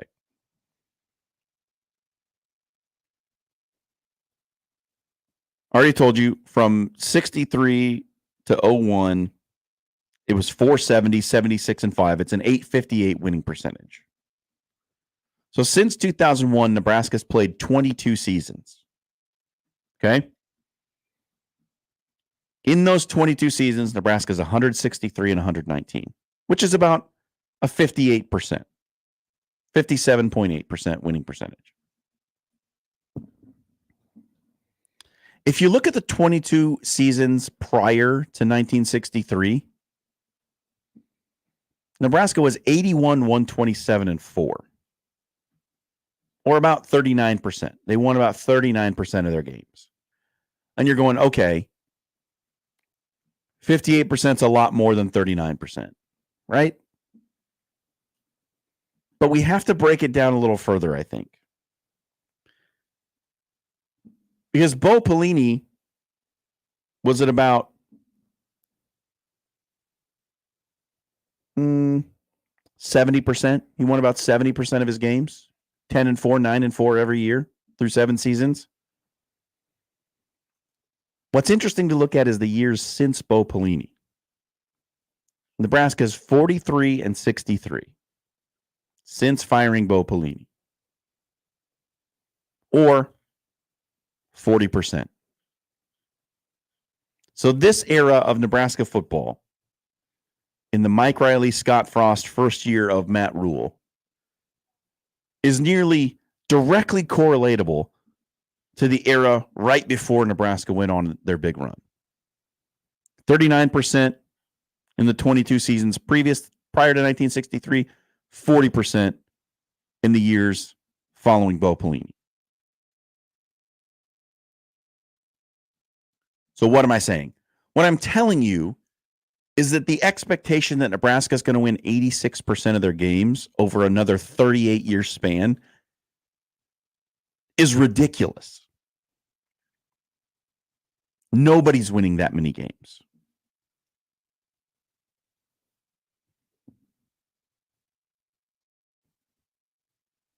%85.8%.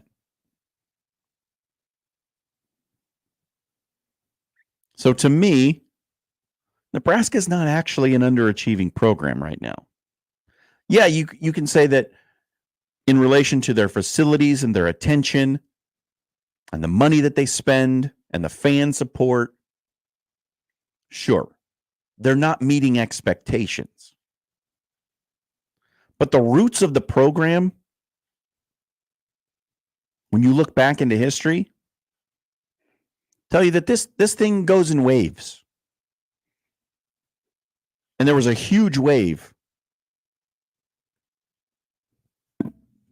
in the late 20th century. Big crest. Went really high. And it crashed very hard. So it is a tough question to answer. Is Nebraska an underachieving program? And if you got thoughts, you can weigh in. 402-951-1620.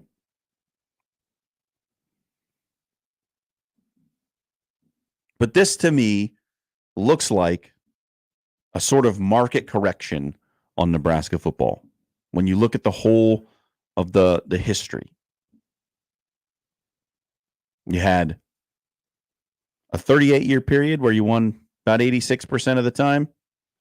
And then you've got 44 years sandwiched around that, where you won about 45% of the time. Now it can swing back up, and Matt Rule certainly has given us hope that it's going to do exactly that.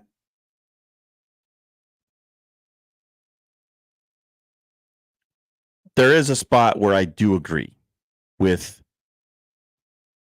the conclusion in this article from ESPN. 7 straight losing seasons for Nebraska is inexcusable. Great take. That's not a thing that can happen. That's underachievement. Gonna want to turn that around.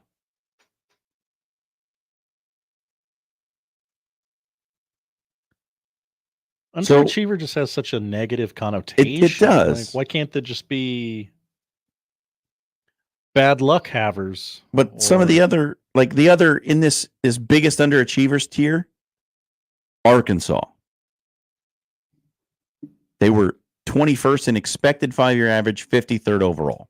So very similar to Nebraska. Well, this is just a smear campaign to get Sam Pittman fired. We all know that. Possibly. And Nebraska and Arkansas are the only 2 teams in that category who have underachieved to that level, according to SP Plus. Do you have this college football playoff no-shows tier? Who is Penn State is the headliner here. They were 5th in expected average, 6th in actual, but they just never made it to the playoff. So they haven't been bad. They just haven't been as good as you might expect. Florida is also in this category, along with USC, Miami, Texas A&M.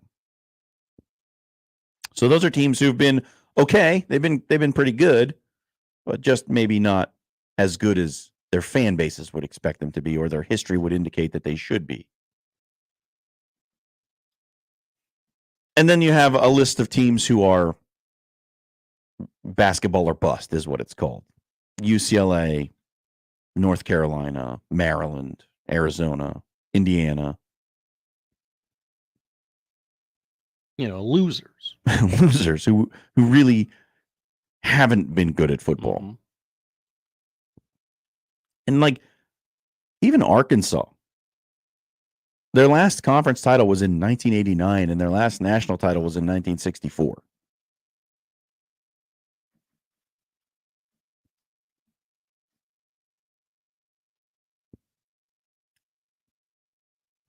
So it's sort of a both and answer here for, is Nebraska the biggest underachieving program in college football? And it all depends on how you look at it. If we're talking about recent history, sure. You can get behind that. Expected to be 19th best team in the country, actually 60th best. But in the wide view, this is kind of what this program does.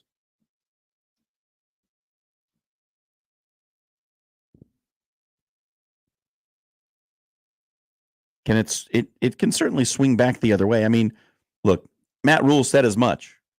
He said, I walk by the trophies every day. There's proof that it can be done.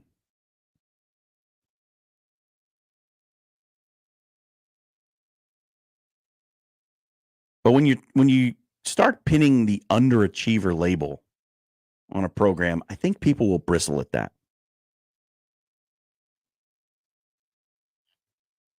Again, it just feels so rude.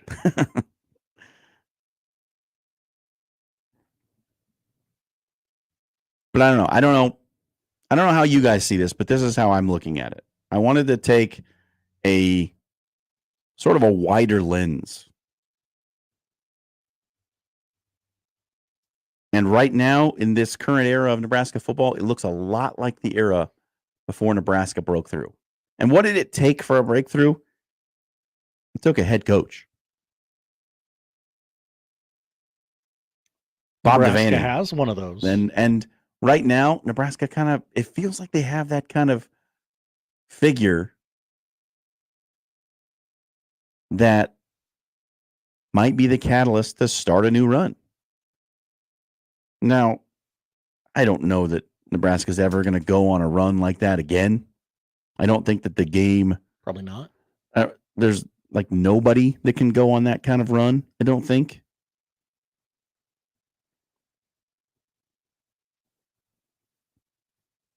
We don't have to do everything like we did in the 90s.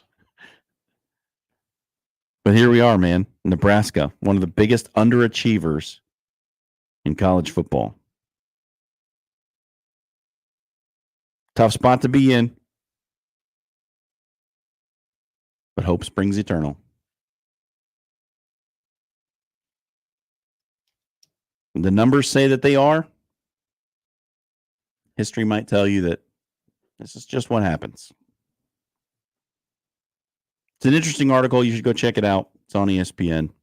There's some cool little nuggets in there about some of these teams outside of Nebraska and just where they should be according to the numbers and where they haven't been. So that's my take on Nebraska as underachievers. We're going to fit in a break, do a quick segment before we get to Jacob Bigelow of Huskers Illustrated. Rolling you through on a Tuesday. The Connor Happer Show, 1620 The Zone.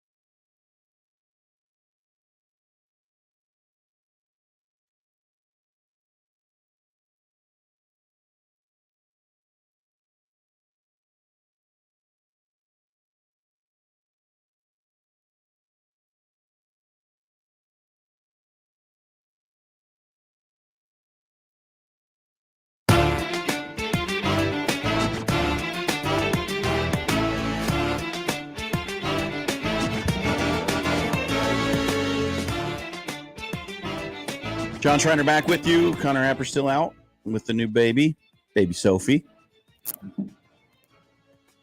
He's back. Still a week out yet, right? The 19th, Yeah. Connor will be back if my calendar is All right. So all of you in the stream who are missing the Connor Happer show with the man who's in the title, 19th. That's when he's coming back. So Theo said PJ and Schriner are true G's, but still miss Happer show. Well, many are saying yeah. Producer Josh and Jon Schriner are real G's. Oh, true G's, excuse me. Yeah. I had a nickel for every time. Yeah, every time I've been called a G. Be a rich man. I love you, Theo. Never change. The Teddy Prohaska news. I wanted to dig in on that a little bit here before we get to Jacob Bigelow. We got a quick segment here. You might remember last week, Josh, I had a list of people who I thought needed to step up this season, who Nebraska needed a little bit extra out of. I do recall this, yes. Teddy Prohaska was on my list. Well, and my number one thing was we just need him to stay healthy and stay on the field. I think the goods were there as far as the play, just needed him to last the whole season. It didn't last any of the season this year. And like, it's no criticism of him. Like, injuries happen. There's not much you can do about your knee falling apart. And then the previous show, I had my top questions for Nebraska.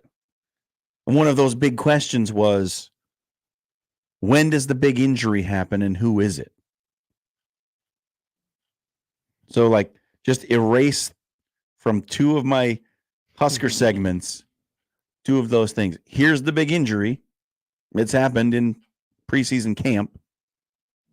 And it's Teddy Prohaska, who Nebraska kind of needed to step up this year, who they will not have available.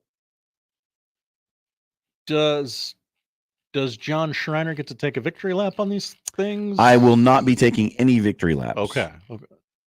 Do you get to say that you were right? It's not a victory lap. It's just a. Well, yes, I was right. I don't think I was right because I really thought Teddy was this was gonna be the year that he was going to stay healthy and stay on the field, and that's why I had him tabbed as one of the guys who needed to step up. Just wanted to know where we stand on those things. I'm not tooting my own horn here. Okay. Just saying that, look, these are the things I was concerned about, and they've come to fruition already a week later. So now the pressure looks to be on Turner Corcoran, who has been at times a punching bag on the Nebraska offensive line from the fans. Like, fans have gotten after Turner Corcoran quite a bit, whether he's been at tackle or guard. Even in this chat. Yeah. People are very mean to that man. So here we are, and we're in fall camp, and Nebraska's had the big injury.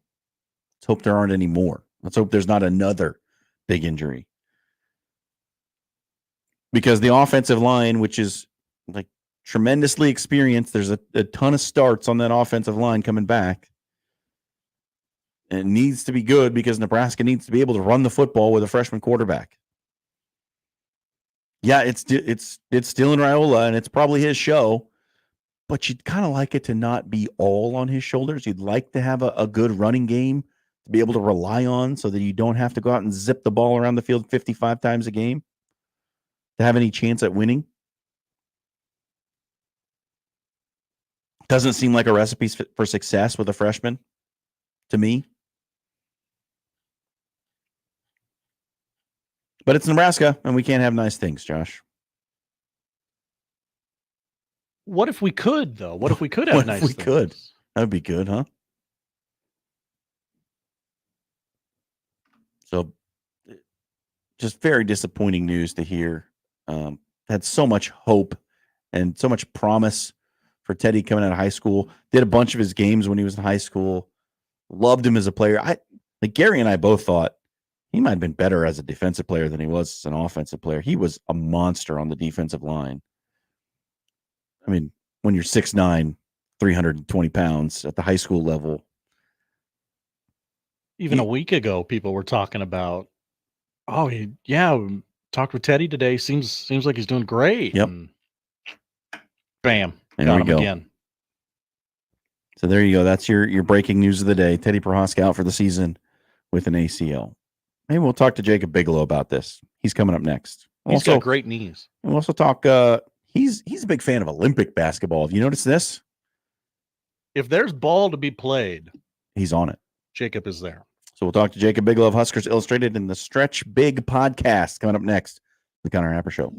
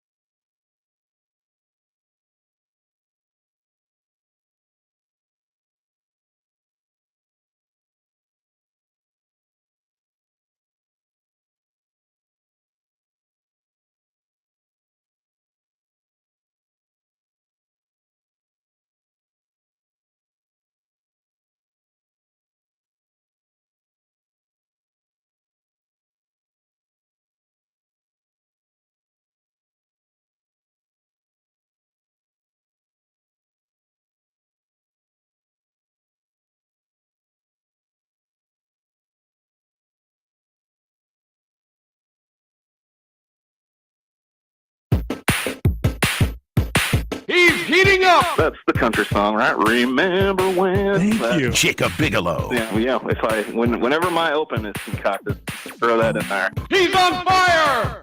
Jacob Bigelow, Huskers Illustrated, on the Connor Happer Show, on 1620, The Zone. Boom shakalaka! Yes, that's right. It's the only man with NBA Jam in his open. It is the one, the only Jacob Bigelow, Huskers Illustrated Stretch Big Podcast. Jacob, thanks for coming on. Of course, John. How you doing today? I am fantastic. Having a lot of fun in here, filling in for Connor. Always love being in the studio with Josh. It's good fun and get to talk to you. So it's like Triple Treat Tuesday. I think that doesn't sound too bad to me. All right, man. You've been watching a lot of Olympic basketball. What's been your favorite part?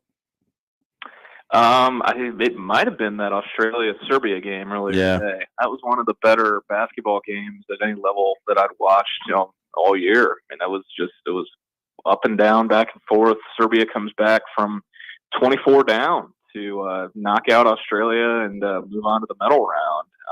And obviously, we'll have the U.S. in action this afternoon against Brazil, but I've had more fun with the games that don't involve Team USA.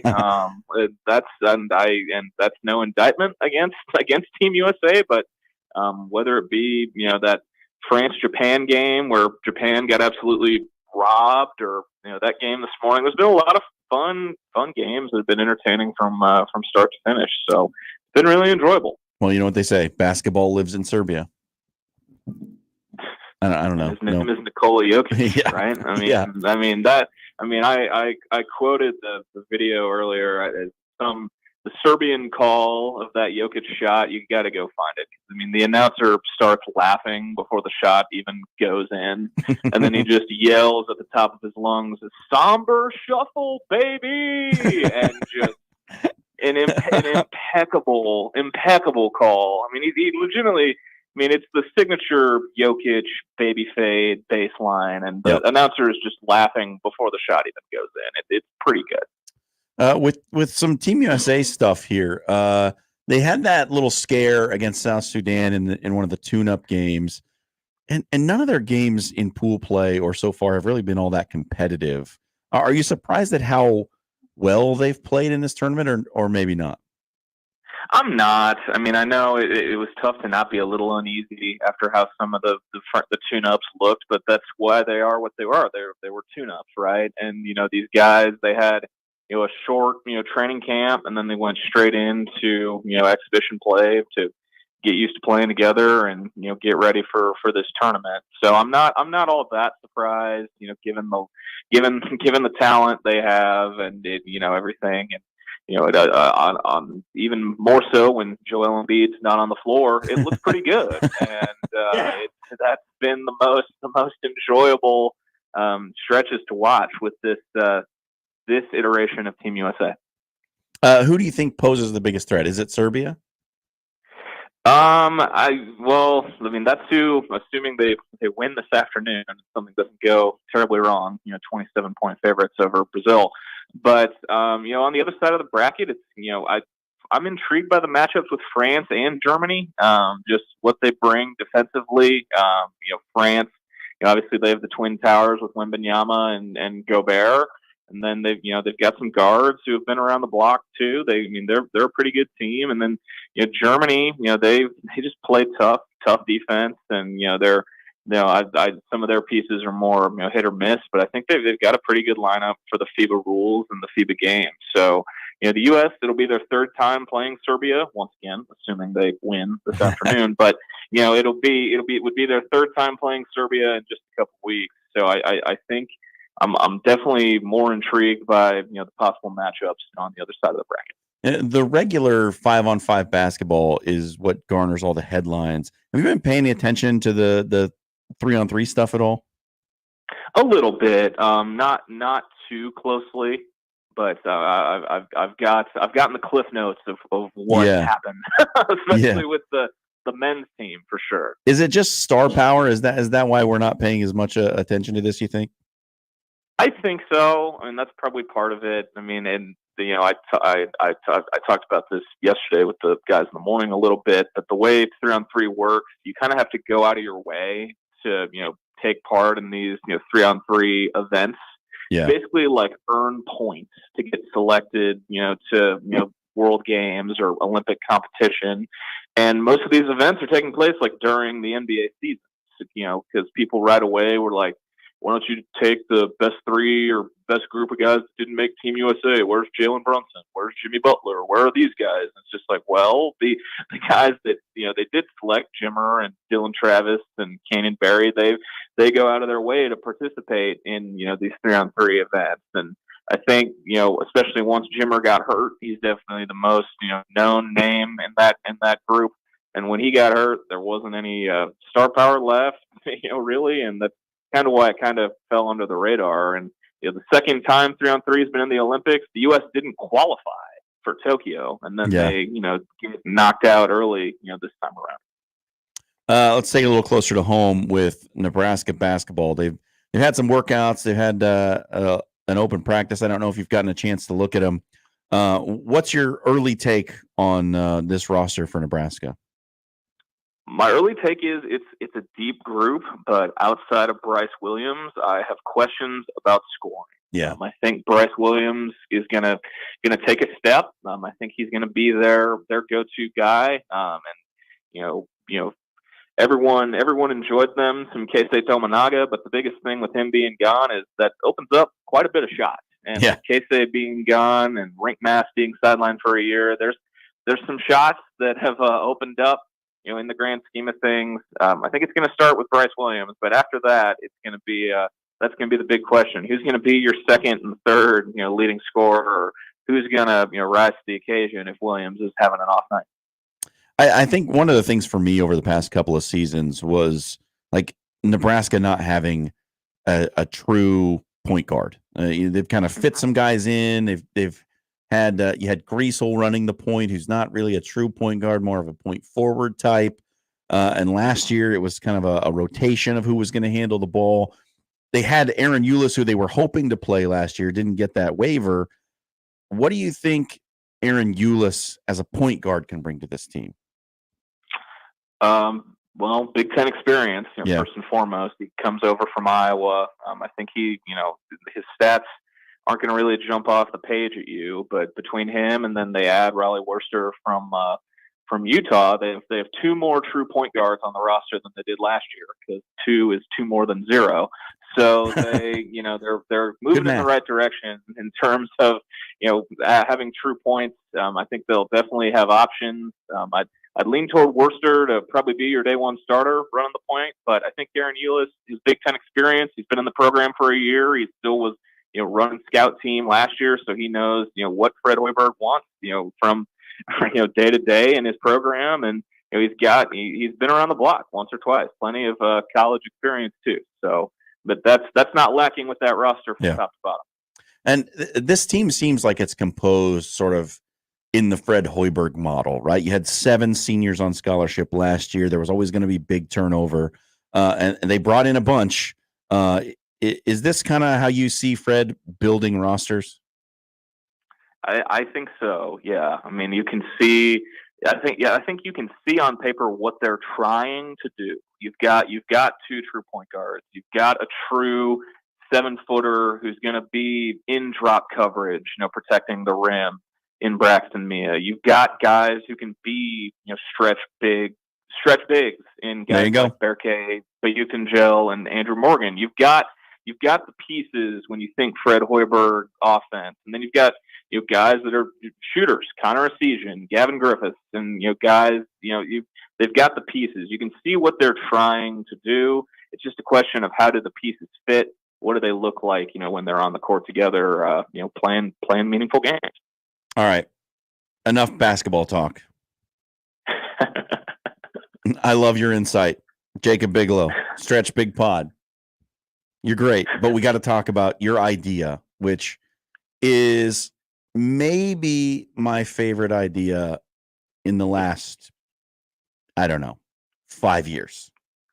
With natural grass coming to Memorial Stadium, a USA Soccer match in the city where the American Outlaws were founded. I want to hand you the trophy right now. This is the best idea I think I've ever heard in my life. Get Team USA to Lincoln right now as soon as that grass is down. wouldn't be a bad setting for a World Cup tune-up, right? People Absolutely. like to forget the World Cup will be here in the summer of 2026, and I think there'd be a pretty good setting for a Team USA tune-up, at Memorial Stadium. And I had that idea, pop into my head this weekend when I was watching Liverpool play Manchester United in Columbia, South Carolina, of all places. Yep. The Premier League meets SEC country. Then, on that same night, Man City was playing Chelsea at the Horseshoe. I've been to a couple, Liverpool friendlies stateside at the Big House and at Notre Dame. And I shared this nugget as well. When I was a part of the athletic department at Nebraska, I was told that there has been contact in the past between the federation and the university about, bringing a game to Memorial Stadium. It's a couple administrations ago, but it's been discussed before. But I think with natural grass, coming to Lincoln, and the World Cup going to be just down the road, in the summer of 2026. I think it'd be pretty awesome if they could, make that come to be. And bring me Chelsea Liverpool at Memorial Stadium in an off-season cup match. I would not hate that either. Yeah. I would not hate that either. I'm all for that. I mean, there's a huge Liverpool supporters group here in Omaha that would show up big time, and I would go to Lincoln to taunt them as a Chelsea fan. You'd be taunting me, John. Oh, good. Taunting me. I'll sit right next to you. That's a video idea. Right? That's Yeah. a video idea. Absolutely. Content. We're all about content here, right? Let's do it. Absolutely. Let's do it. One last thing here, Jacob Bigelow, Huskers Illustrated Stretch Big podcast. The news of the Teddy Prohaska injury, we talked about it last segment a little bit. What's your take on this situation? It's obviously really sad. Third major injury for him. You just start to wonder if this might be it. Yeah, I mean, I'm just absolutely gutted for Teddy more than anything. It's his third knee injury, but it's going to be his fourth surgery. So that's going to be, just you got to absolutely feel for him. And then when you're looking at the the roster behind him, obviously it's next man up, and you got to go from there. It'll likely be Corcoran, but when you get behind Turner Corcoran, there's a lot of youth and a lot of inexperience, at that spot. Guys who you never want to if there's another injury, but I mean you never know. Yeah. So as we've seen in this example with both Teddy and Roger Gradney, who tore his ACL as well, football can be cruel, and it can be a cruel game. So if it gets to the point where they have to throw someone else in at that spot, it could be a redshirt freshman. It could be pretty young guys getting thrust into their first big moment of power conference football. Yeah, it's just a tough situation, and certainly, as I've said a few times already, wish him all the best, and hope that he can make a recovery, and whatever his future holds, hope it's a positive one. Absolutely. No, completely and totally agree. All right, that's Jacob Bigelow. Check him out on Twitter at Jacob A. Bigelow. Check out the Stretch Big Pod. Read his work on Huskers Illustrated. Jacob, thanks for coming in. Appreciate it, John. Take it easy. Have a good rest of the week, man. All right, that's Jacob Bigelow. Talking all things basketball. Hey, we snuck in a little soccer topic on you there. How about that? You did, and gave us a great content idea. Yeah, Jacob and John at Chelsea Liverpool. I'm here for it. I'll do it. Balls in your court, Memorial Stadium. Let's do it in London. Oh yeah, sure. We'd just send us to London. We'll do it over there. We'll do it over across the pond. I don't care. That would require I'll do it wherever. A lot more from sales. I'm sure they're willing. I'm sure they're able. Yeah. I mean, we go to England to see the in-laws about every year. So, I mean, I might be there already. So you're going anyway. Yeah, I'm going anyway. Okay. You just got to get Jacob there. Okay. And then we'll do it. We've cut the airfare in half already. We're saving the company money. I'm telling hey, you buy the tickets, I'll go. No, I'm not scared. How could I not sign up for this? All right. We're going to take a break. We're going to come back. Did you hear that Sharon Moore might be in a little bit of trouble? I'm sure you did. This guy. We'll talk about Michigan football. Did Jim Harbaugh know that this was happening? It's Connor Happer Show, 1620 Zone.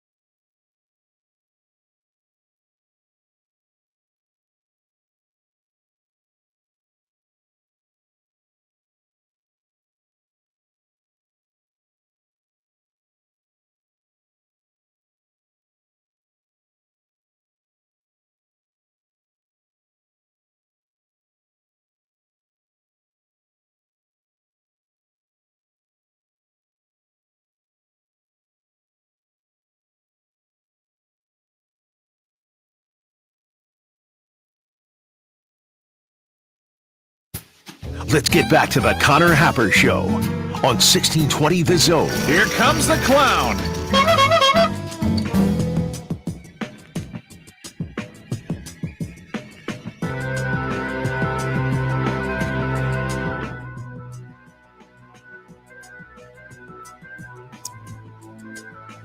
Jon Schriner back here with you, filling in for Connor Happer. It's a busy week for me on this radio station. So, I don't know. I guess if you don't like me, sorry. Picked a bad time to not like Jon Schriner. Picked a bad week to stop sniffing glue.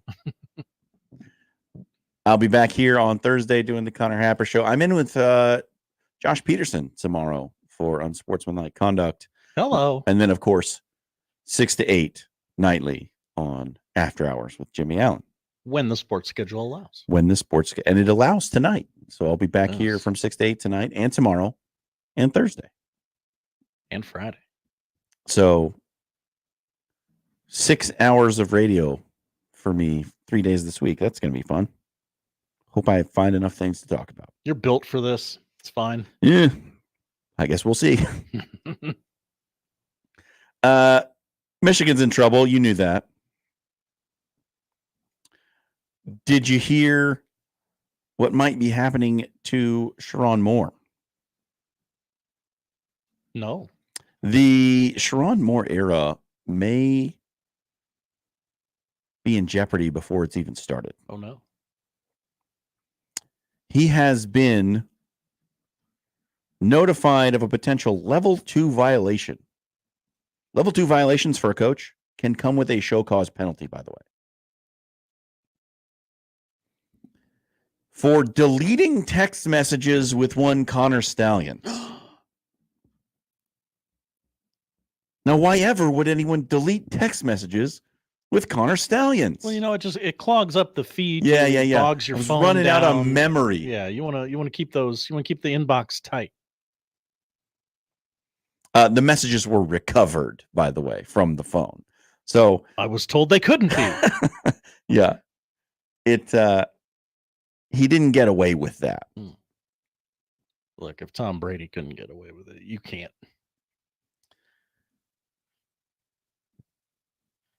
Michigan's already on probation for impermissible recruiting and contact with recruits and contact with players during COVID. They were on a 3-year probation period.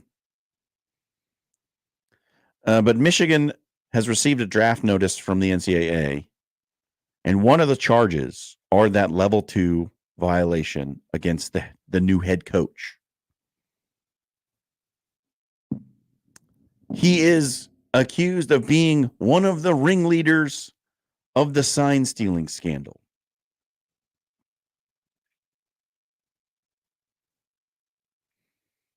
This is a really bad look. This is the guy you just promoted to be your head coach. And he certainly starts to look like a prime player in this whole scheme.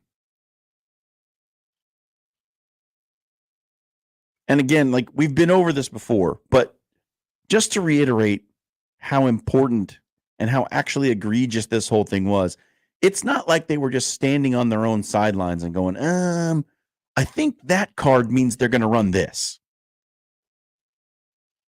Nope. Bigger than that. Connor Stallions showed up on the sidelines at Central Michigan, dressed as a Central Michigan staffer, to steal signs, to actually advance scout, which is not permitted under NCAA rules. You are not allowed to do that. You are not allowed to send people to your opponent's games and watch them play. You get the video of the game, and that's your scouting. I just want everyone to tell me the truth about what happened on that Central Michigan sideline so badly. Not even from like okay, we need to deal out punishments. I just want to know.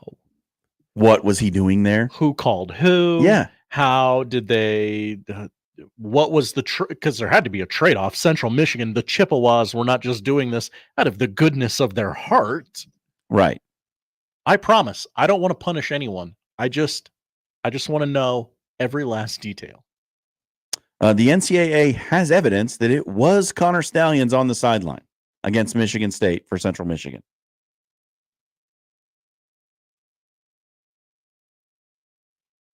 The investigators have also learned that multiple interns and at least one other full-time employee knew about the scheme and participated in it.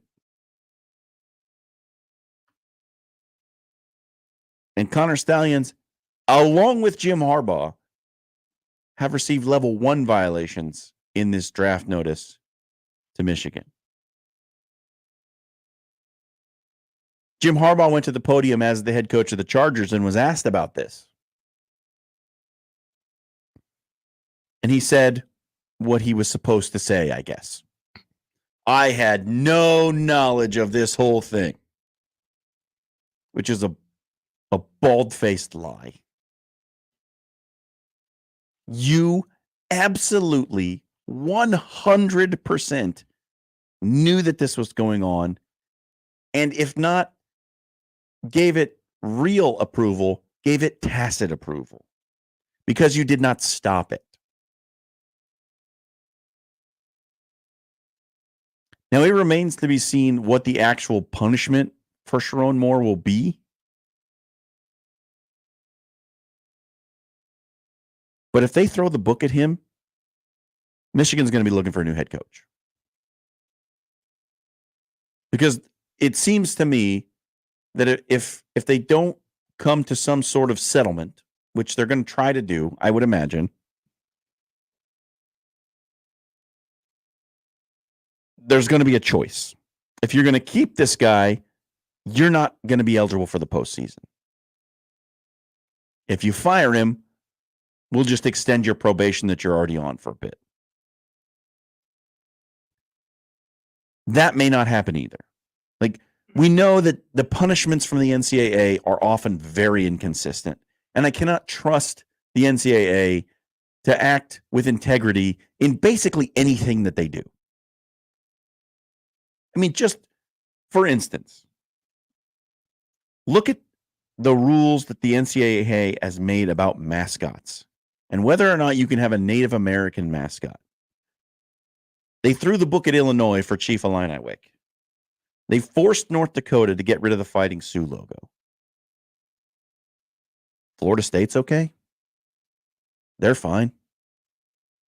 They made Arkansas State leave their mascot behind and change to the Red Wolves. You may not remember this. Arkansas State used to be the Indians.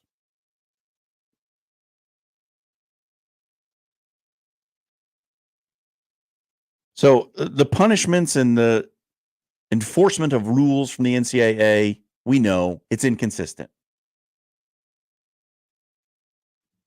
So what's going to happen?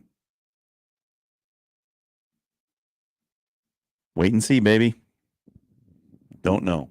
But it is a certain possibility that the Sharon Moore era of Michigan football may be over before it has even started.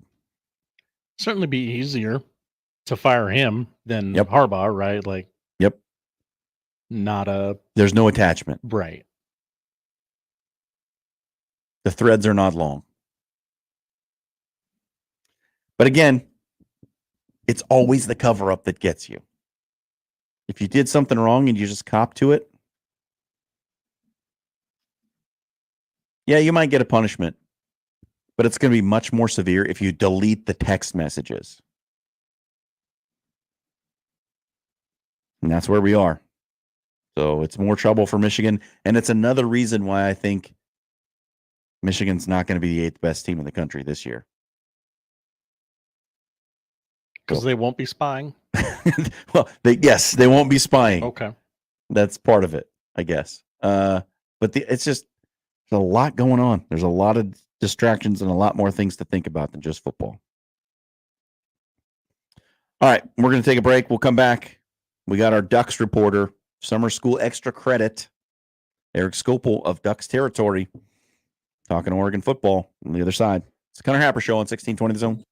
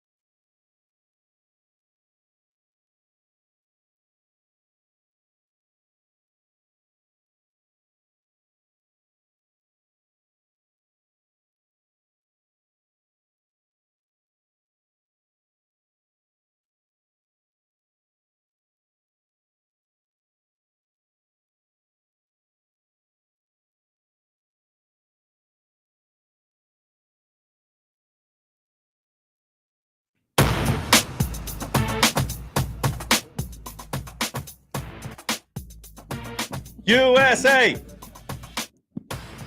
Sophia Smith with a banger in the first extra time as the U.S. leading Germany in the women's soccer semifinal in the Olympics. We've been watching this all morning, Josh. I told you Sophia Smith was going to do something nasty. You did. That was your call. Yep. And tip of the cap to you. Now tell me, when is this over? Because it's an extra time. Yeah. And a goal has been scored, but the match is not over. It's not over. They'll play a 15-minute first extra time, and then they'll play a 15-minute second extra time. And if there's a team leading, then the match is over. If not, they go to penalties. So there's still park that bus, right? Yeah. That's what they say. Park that bus. There's still 20 minutes left, minimum. Park that bus. There we go. USA leading Germany 1-0 in extra time. We got to get to now our summer school segment. Extra credit. Not one of Nebraska's opponents, but still a new member of the Big Ten Conference. And it is Erik Skopil of Ducks Territory and 24/7.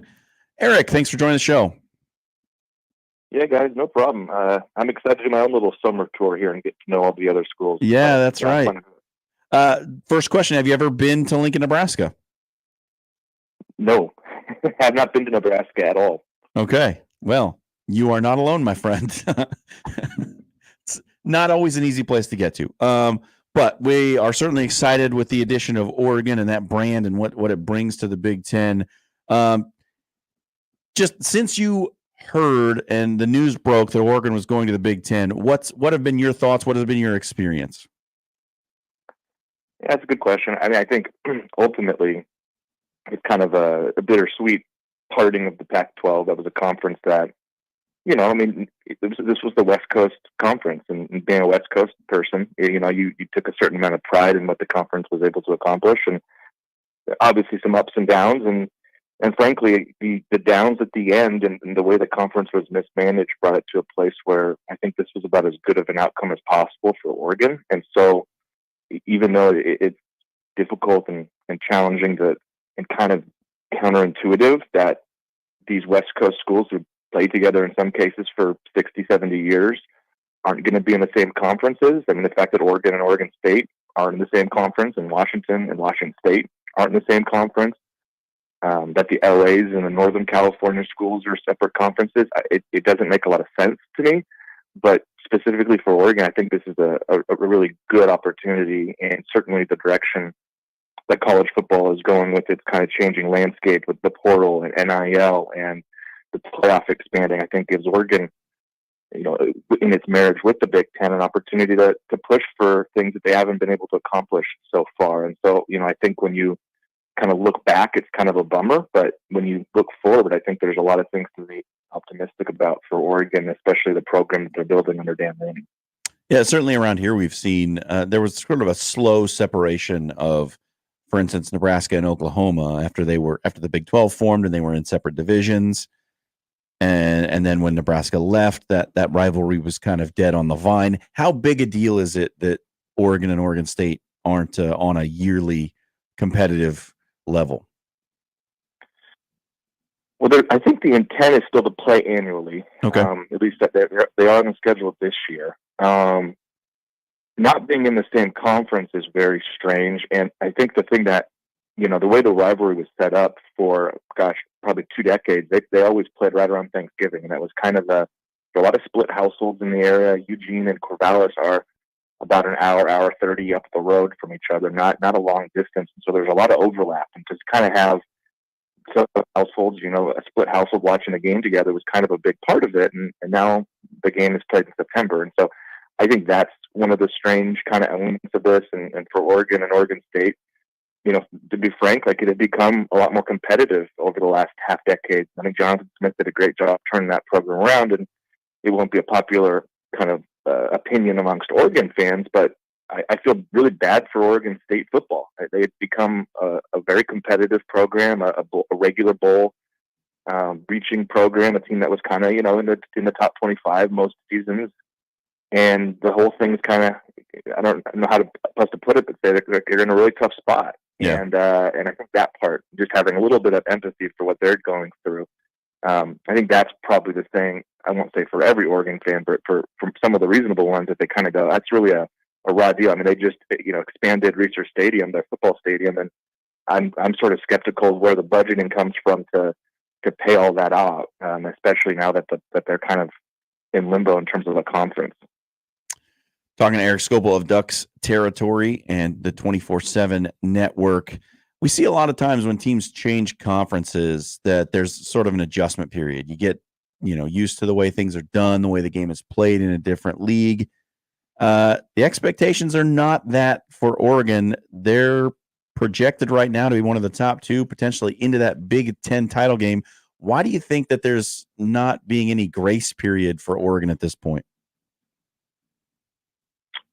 This whole thing has kind of landed in, I would say, almost a perfect storm in terms of the way that that Oregon, like I said, kind of a moment ago, with the transfer portal and NIL, and finally having a coach for the first time in about a decade that has made it clear he wants to be here for the long haul. And Oregon's had a revolving door of head coaches really since Chip Kelly left over about a decade ago. So to have some stability, you know, the program is, I think this roster is as talented as there's ever been at Oregon, top to bottom. There's really not, you could point to maybe, hey, they're breaking in a new center, the safeties at the back end, or maybe you don't have the greatest coverage ability or a little undersized, but like in general, you look around and go, this is a really talented team. And so while I do think there will be probably an adjustment period, and I don't expect that like every single one of these games they play this year goes exactly the way they think, and they're favored in all their games, but I don't know if that necessarily means that they'll win every one of their games. The games they're favored by a lot doesn't mean that they'll win by a lot, just because these are different teams they have to kind of educate themselves on. But I think there's a real sense that Oregon can do special things because of the way that they built their roster and the way that they've built this coaching staff, which is a really young, vibrant staff of guys who've got really high aspirations, that are very confident in what they're doing, and in many cases come from, I mean, Dan Fanning obviously being the prime example, and this is a Nick Saban, Kirby Smart coaching tree coach who's already proven in a couple of years at Oregon that he's kind of built the right way and has the right stuff. So I think a lot of it has to do with things, the optimism around Oregon has to do with things that kind of predated joining the Big Ten, and now you look at it and say, gosh, they're in a really good place to be competitive on a national level. I do think there will be challenges of playing a new schedule, but there's also reasons to be really optimistic about just the way this team is built and constructed and kind of how they're set up for success. It's going to be a trial by fire. Ohio State comes to town early in the season, the first kind of big spot for Oregon as a member of the Big Ten. We talked to an Ohio State reporter last week. He did not feel good about Ohio State going out to Eugene. What's the kind of the mood around the program with that Ohio State trip looming early in the season? It's really for both teams, I think, their first big test. Yeah. I know Ohio State, I think, has Iowa the week before. Certainly for Oregon, this is the first one where you go, oh boy, like there's a lot of anticipation, and I will say, like, probably the most anticipated game at Autzen Stadium, certainly in my lifetime, and to be frank, prior to my lifetime, Oregon didn't have a lot of big marquee games, so probably just ever. Tickets you're going to spend a ton of money if you haven't already bought your tickets. Hopefully, fans that are looking to come out from Columbus or those in the Oregon area, who are Oregon fans who haven't purchased them, hopefully you put yourself in a tough spot, I guess I'd say, because I think you're going to be looking at thousands of dollars to get in the door, which is a little unusual for Autzen, but I have a lot of excitement about it. I think it's seen as an opportunity to make a statement. Oregon's already been, I would say, you guys have probably seen it out there with the duck making kind of a national campaign. They put the inflatable duck out in the river there in Indianapolis. Like they're making efforts to be kind of seen as a disruptive force, and you got to do it on the field. And we'll see. That game is kind of the first opportunity to do that. And I will say, if they are able to win that game, I think that will really sort of set the stage for how the rest of the season could go, because this is a team that once they pick up some momentum and some self-belief, not that I think they're lacking, I think this team has a lot of confidence, but once they kind of check that off, if they were to check that off, I think there'd be a sense that they could really kind of get things rolling the way the schedule plays out, because up until they play at Michigan, at Wisconsin, and host Washington in November, it is a more pedestrian schedule following that. Talking to Erik Skopil of Ducks Territory, Oregon football. The big addition in the offseason was at the quarterback spot. You had Bo Nix, who's now off in the NFL. He had some of the most efficient seasons in college football history for Oregon. And now it's Dillon Gabriel, who transfers in from Oklahoma. What's been the early opinions on Dillon Gabriel as a Duck?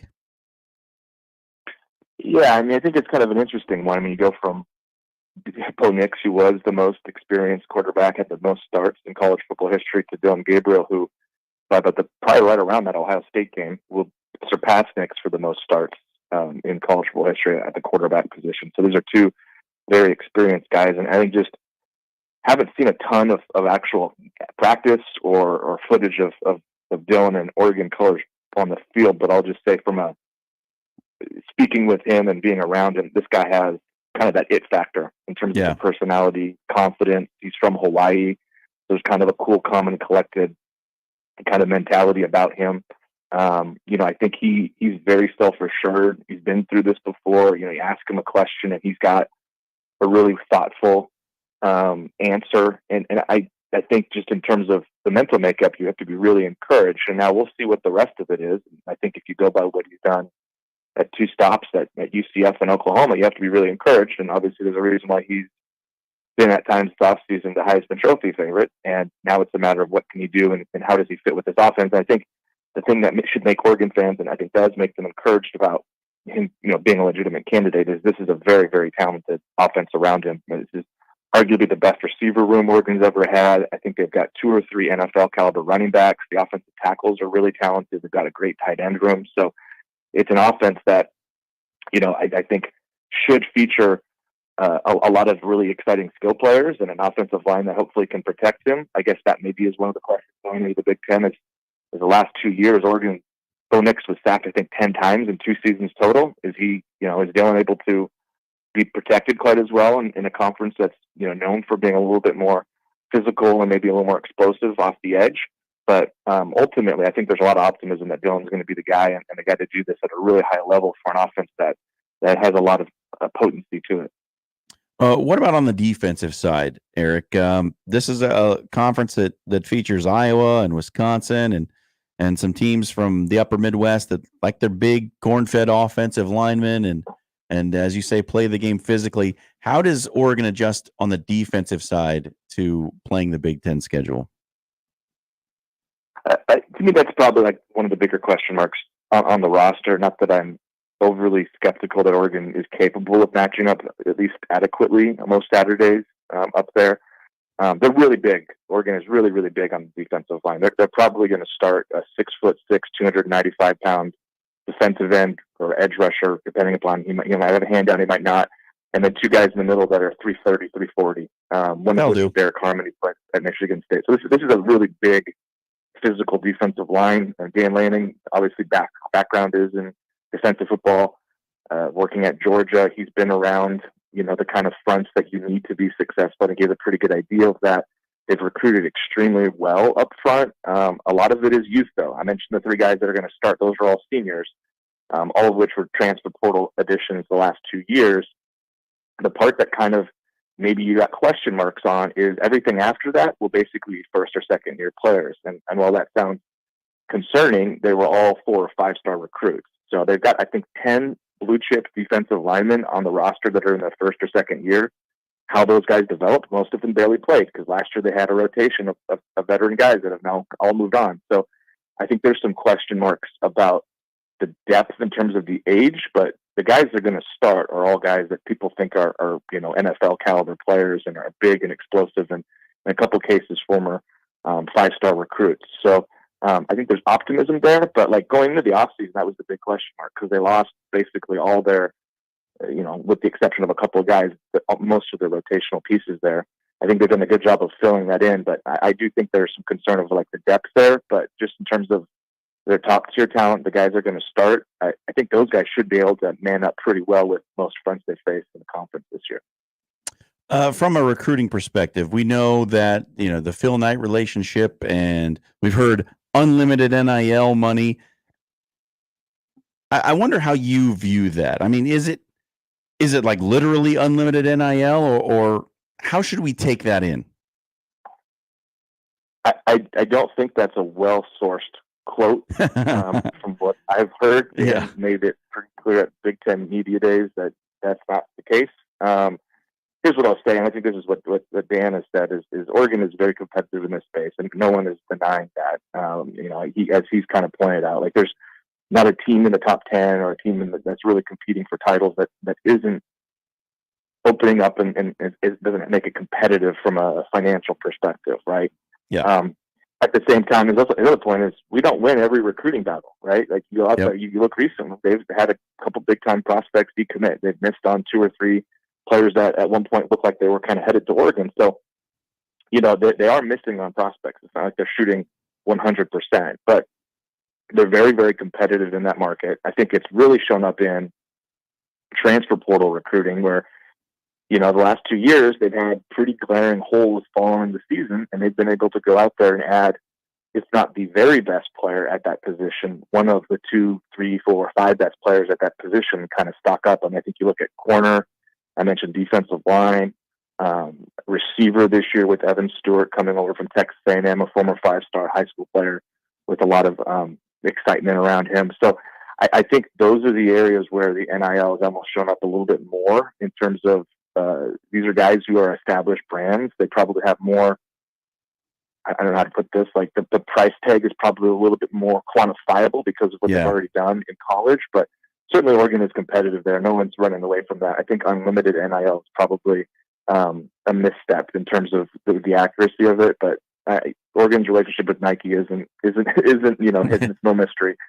They work closely together, and Division Street, the NIL collective, is run by former Nike executives who were in acquisitions at Nike in terms of signing big athletes. So they might have, I'm sure they have very competitive NIL funding, but I also think they make a really compelling pitch because the people that are in charge of this are people who were in charge of signing, like, a Tiger Woods or whoever these major Nike athletes were decades ago. So, all right, Eric, last one. We'll get you out of here on this. What's the season expectation? What's the win-loss for Oregon, in your opinion? Well, I think the expectation is you got to make the playoff. I think because of the way the playoff has expanded, Oregon being in the Big Ten, the respect I think that's going to get.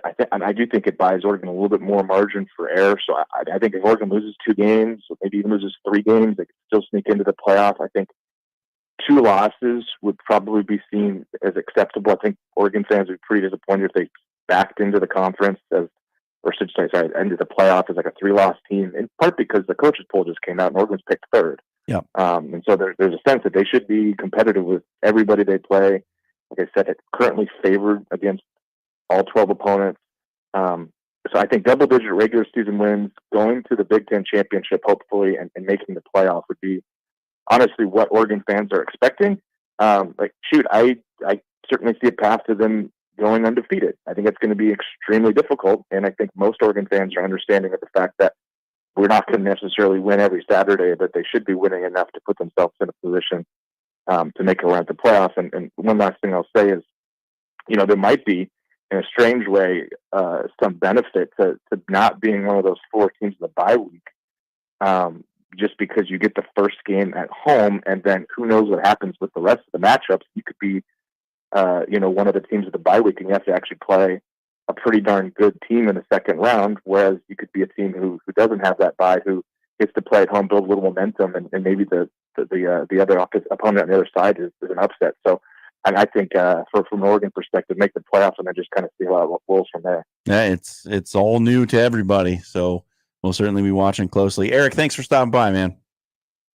Yeah, of course. Anytime, guys. All right, that's Erik Skopil of Ducks Territory and 24/7 talking Oregon football. Really interesting addition, this Oregon team to the Big Ten. They seem like the most ready to compete. Yeah, there's those stats out there of, teams in their first season in a new conference are blah, blah, blah, and blah, blah, blah, never won anything of significance. Boy, Oregon feels poised to buck that trend. Yeah, definitely. And that duck's been everywhere. Well, I think Oregon is the most important get out of that Pac-12 raid. And I'm going to tell you why next. The Connor Happer Show, 1620 The Zone.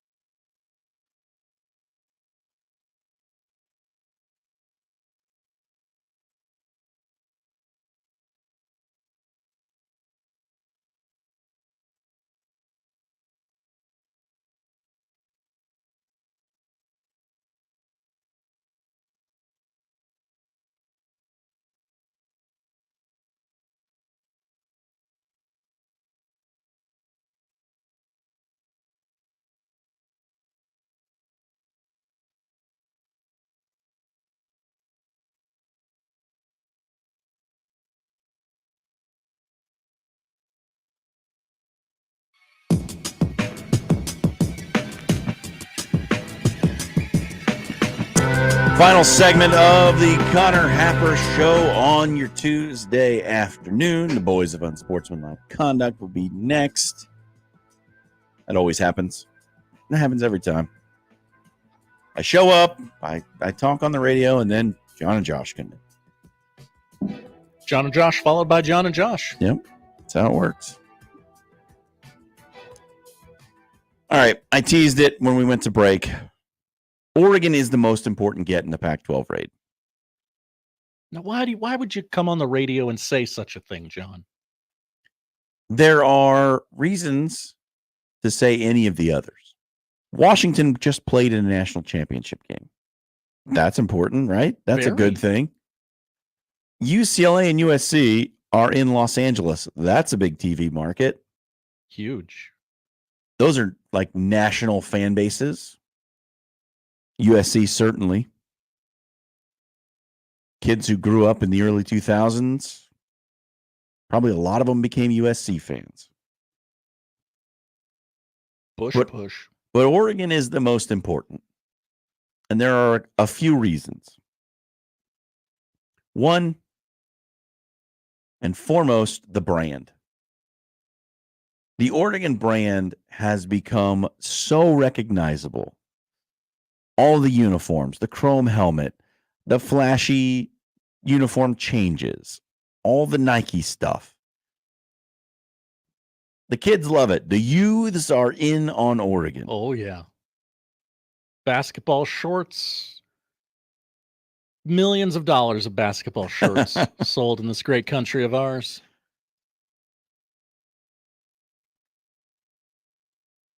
And that's important when you are in this era of college football, having brands that attract attention. Because I know we say it a lot, but it's about eyeballs. Like in this day and age of college football, how many eyes can you attract to a TV set on a given Saturday? That's what matters. It almost doesn't matter how many championships you win when it comes to TV rights, which is where all the money for college football comes from. The SEC has won way more titles than the Big Ten. Yet, who gets the bigger TV deals? The Big Ten does. And if you want to stay at the forefront of that arms race, you need the brands that get eyeballs on the TV sets. And yes, Eugene, Oregon is not a big TV market, but Oregon is a national brand. They are recognizable, they are interesting, and people want to see them. There are plenty of people who just want to see Oregon lose because they feel like it's all flash, no dash. But those people are still uniform combinations, none of them win. Those people are still watching. It's the old Howard Stern thing. Just as many people listen who hate him as listen because they love him. And Oregon certainly is polarizing in that manner.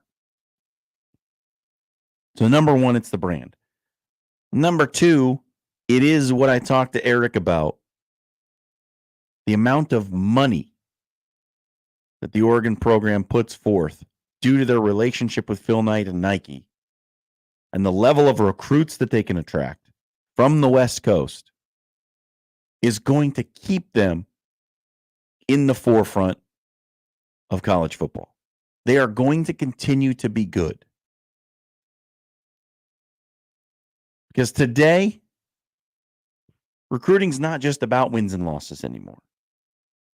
It's also about money. And we have flipped that switch and it's not getting turned off. So if you can add a program to your conference that has quote unquote unlimited NIL dollars, I know Erik threw some cold water on that and I didn't believe it in the first place. But if you can add a team like that who's going to be recruiting at the highest level and competing for all of those California 5-stars and across the country and can attract those kind of players and keep them, you're going to have a good program. Recruiting matters. Ask Dave Bartu. The number one correlation between wins and losses is recruiting rankings. I think it was last year, like 76% of games were won by the team with the better recruits. That's just a fact. That's the truth. And what else helps bring eyeballs to the TV? Number one, it's brand. Number two, how good are you? Do you win? Will people jump on your bandwagon? Win games. Because honestly, how many people were Patriots fans in the early 90s? Not many. None. Like zero. People in Boston. Then they won a whole lot, and there were Patriots fans strewn across the country. It does matter. Like, winning matters. Very obviously. So if you have a team that has already an established brand, has the resources to continue to attract recruits, which is going to help them win more games, there can't be any more important team that you can add to your conference than that. Like, you can talk to me about the TV markets in LA. You can talk to me about Washington being the, defending runner-up in the national championship game, whatever. Oregon's more important than that. Oregon is the big score. That's the big get. They're the team out of that broken Pac-12 that comes to the Big Ten that means the most to the conference. They're the one team that is going to drive up the price of media rights more than any of the others. Oregon's not won a national championship. We know that. I think you get, and USC's won a bunch, you get more out of adding Oregon.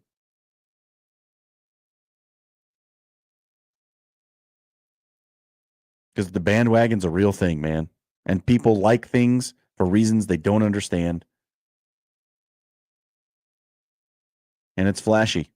Look, Vegas has a lot of lights.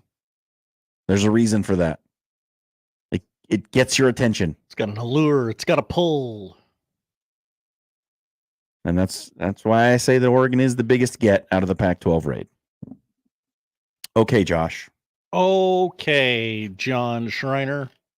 How did we do on polls today? What did we get?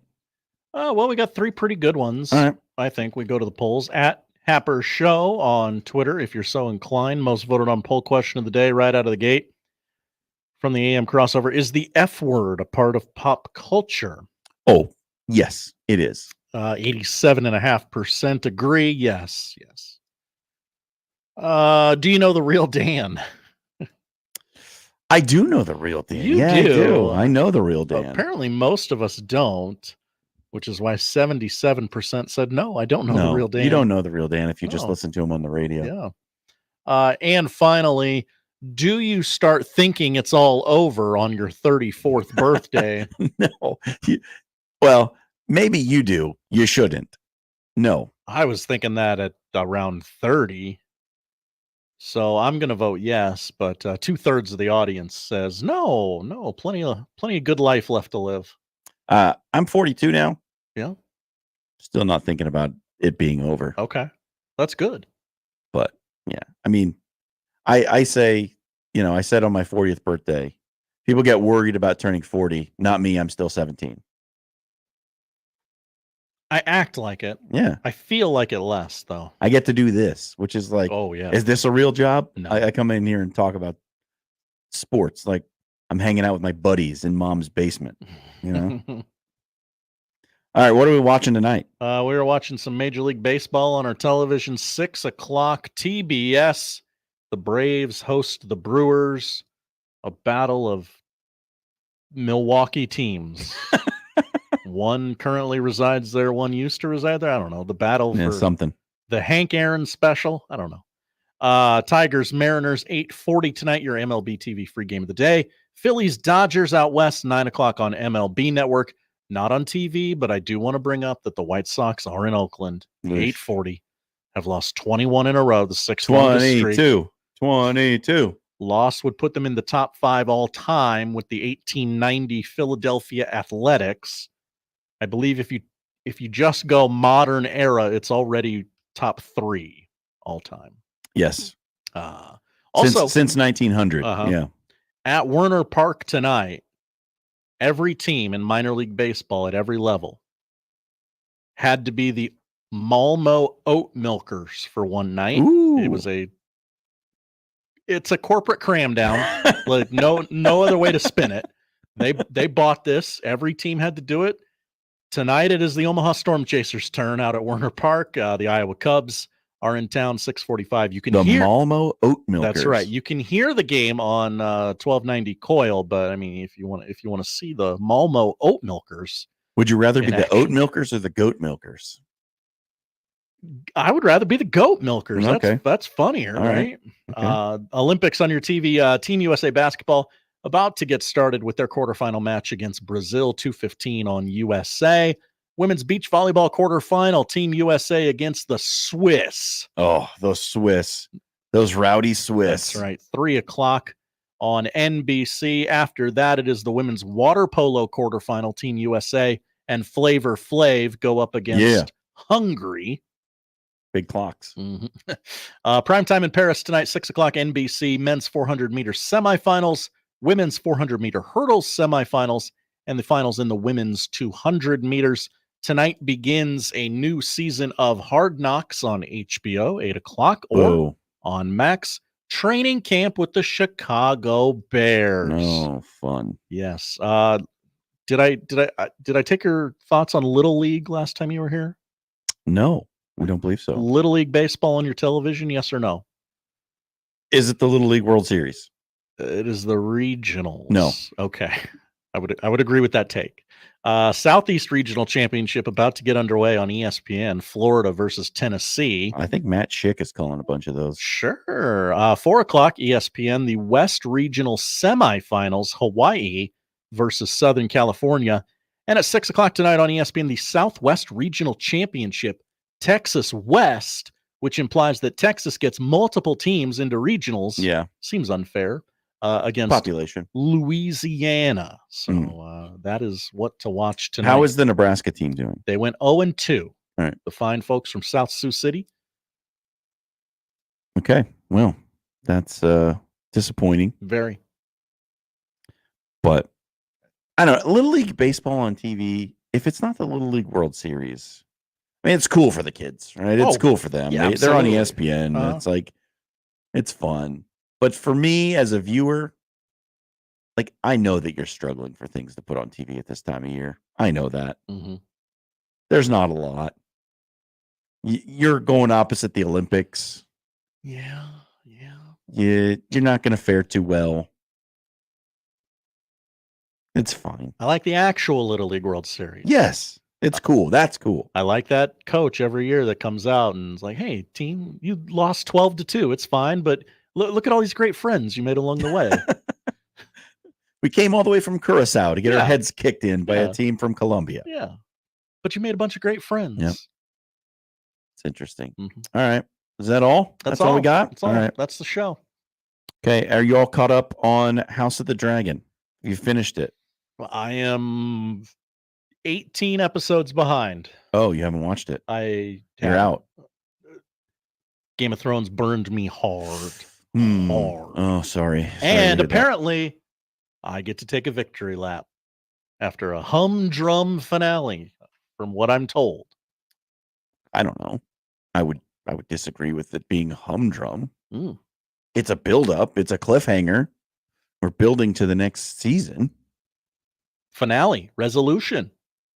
That's not how this works. They know you're just going to binge the whole thing at the end. They want you to come back. Yeah. Yeah. We're building to the big war. That's what we're doing. You kind of knew when the season started. Like, I don't know how many people knew. If you read the book, Fire and Blood, you knew. Did I read the book? Not you specifically, Josh, but anybody who did. And like where the pacing of this season, you're like, yeah, it's going to end right before the big war. So if you didn't expect that, I'm sorry. You should have read the book. You would have been ready for it. I tried to read the first Game of Thrones book and all just the names. I couldn't get past it. Oh, you would hate. Yeah, they're even more similar names from what I hear. Rhaenyra, Rhaenys, and Rhaena. Yeah. That's probably bad writing. I'm just going to come out and say it, okay? Egon, Eamon, Damon, Darion. But in real life, you know people that are named John with an H, John with no H. Yeah. In fiction, we don't have to do that, though. All right. You control the names. You made these up. They're not real. All right. That's going to do it for the show today. Big thanks to you, Josh Hodson, for making it easy. Big thanks to you for talking for 4 All right, hours. there we go. I will be back tonight from 6 to 8 with Jimmy Allen for After Hours. But first, time for the crossover with John and Josh.